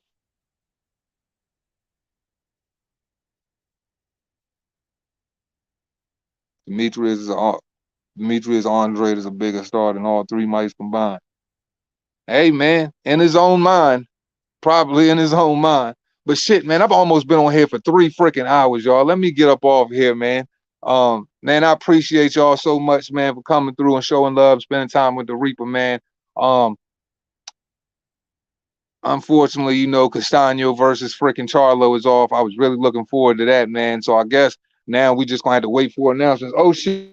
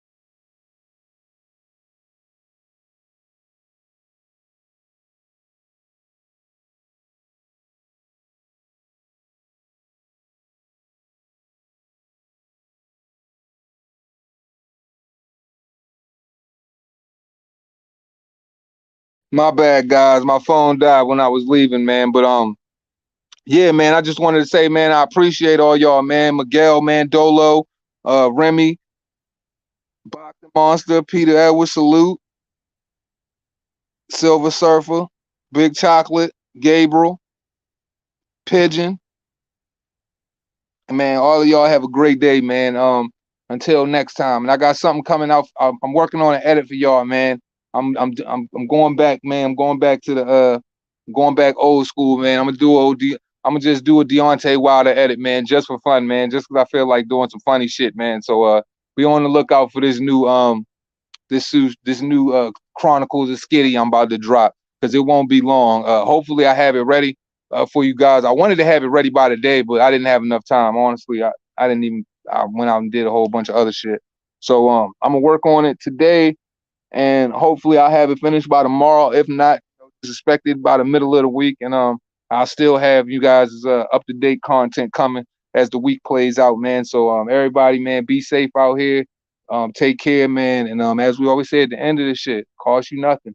Pay a nigga no mind. Respect, y'all. Peace.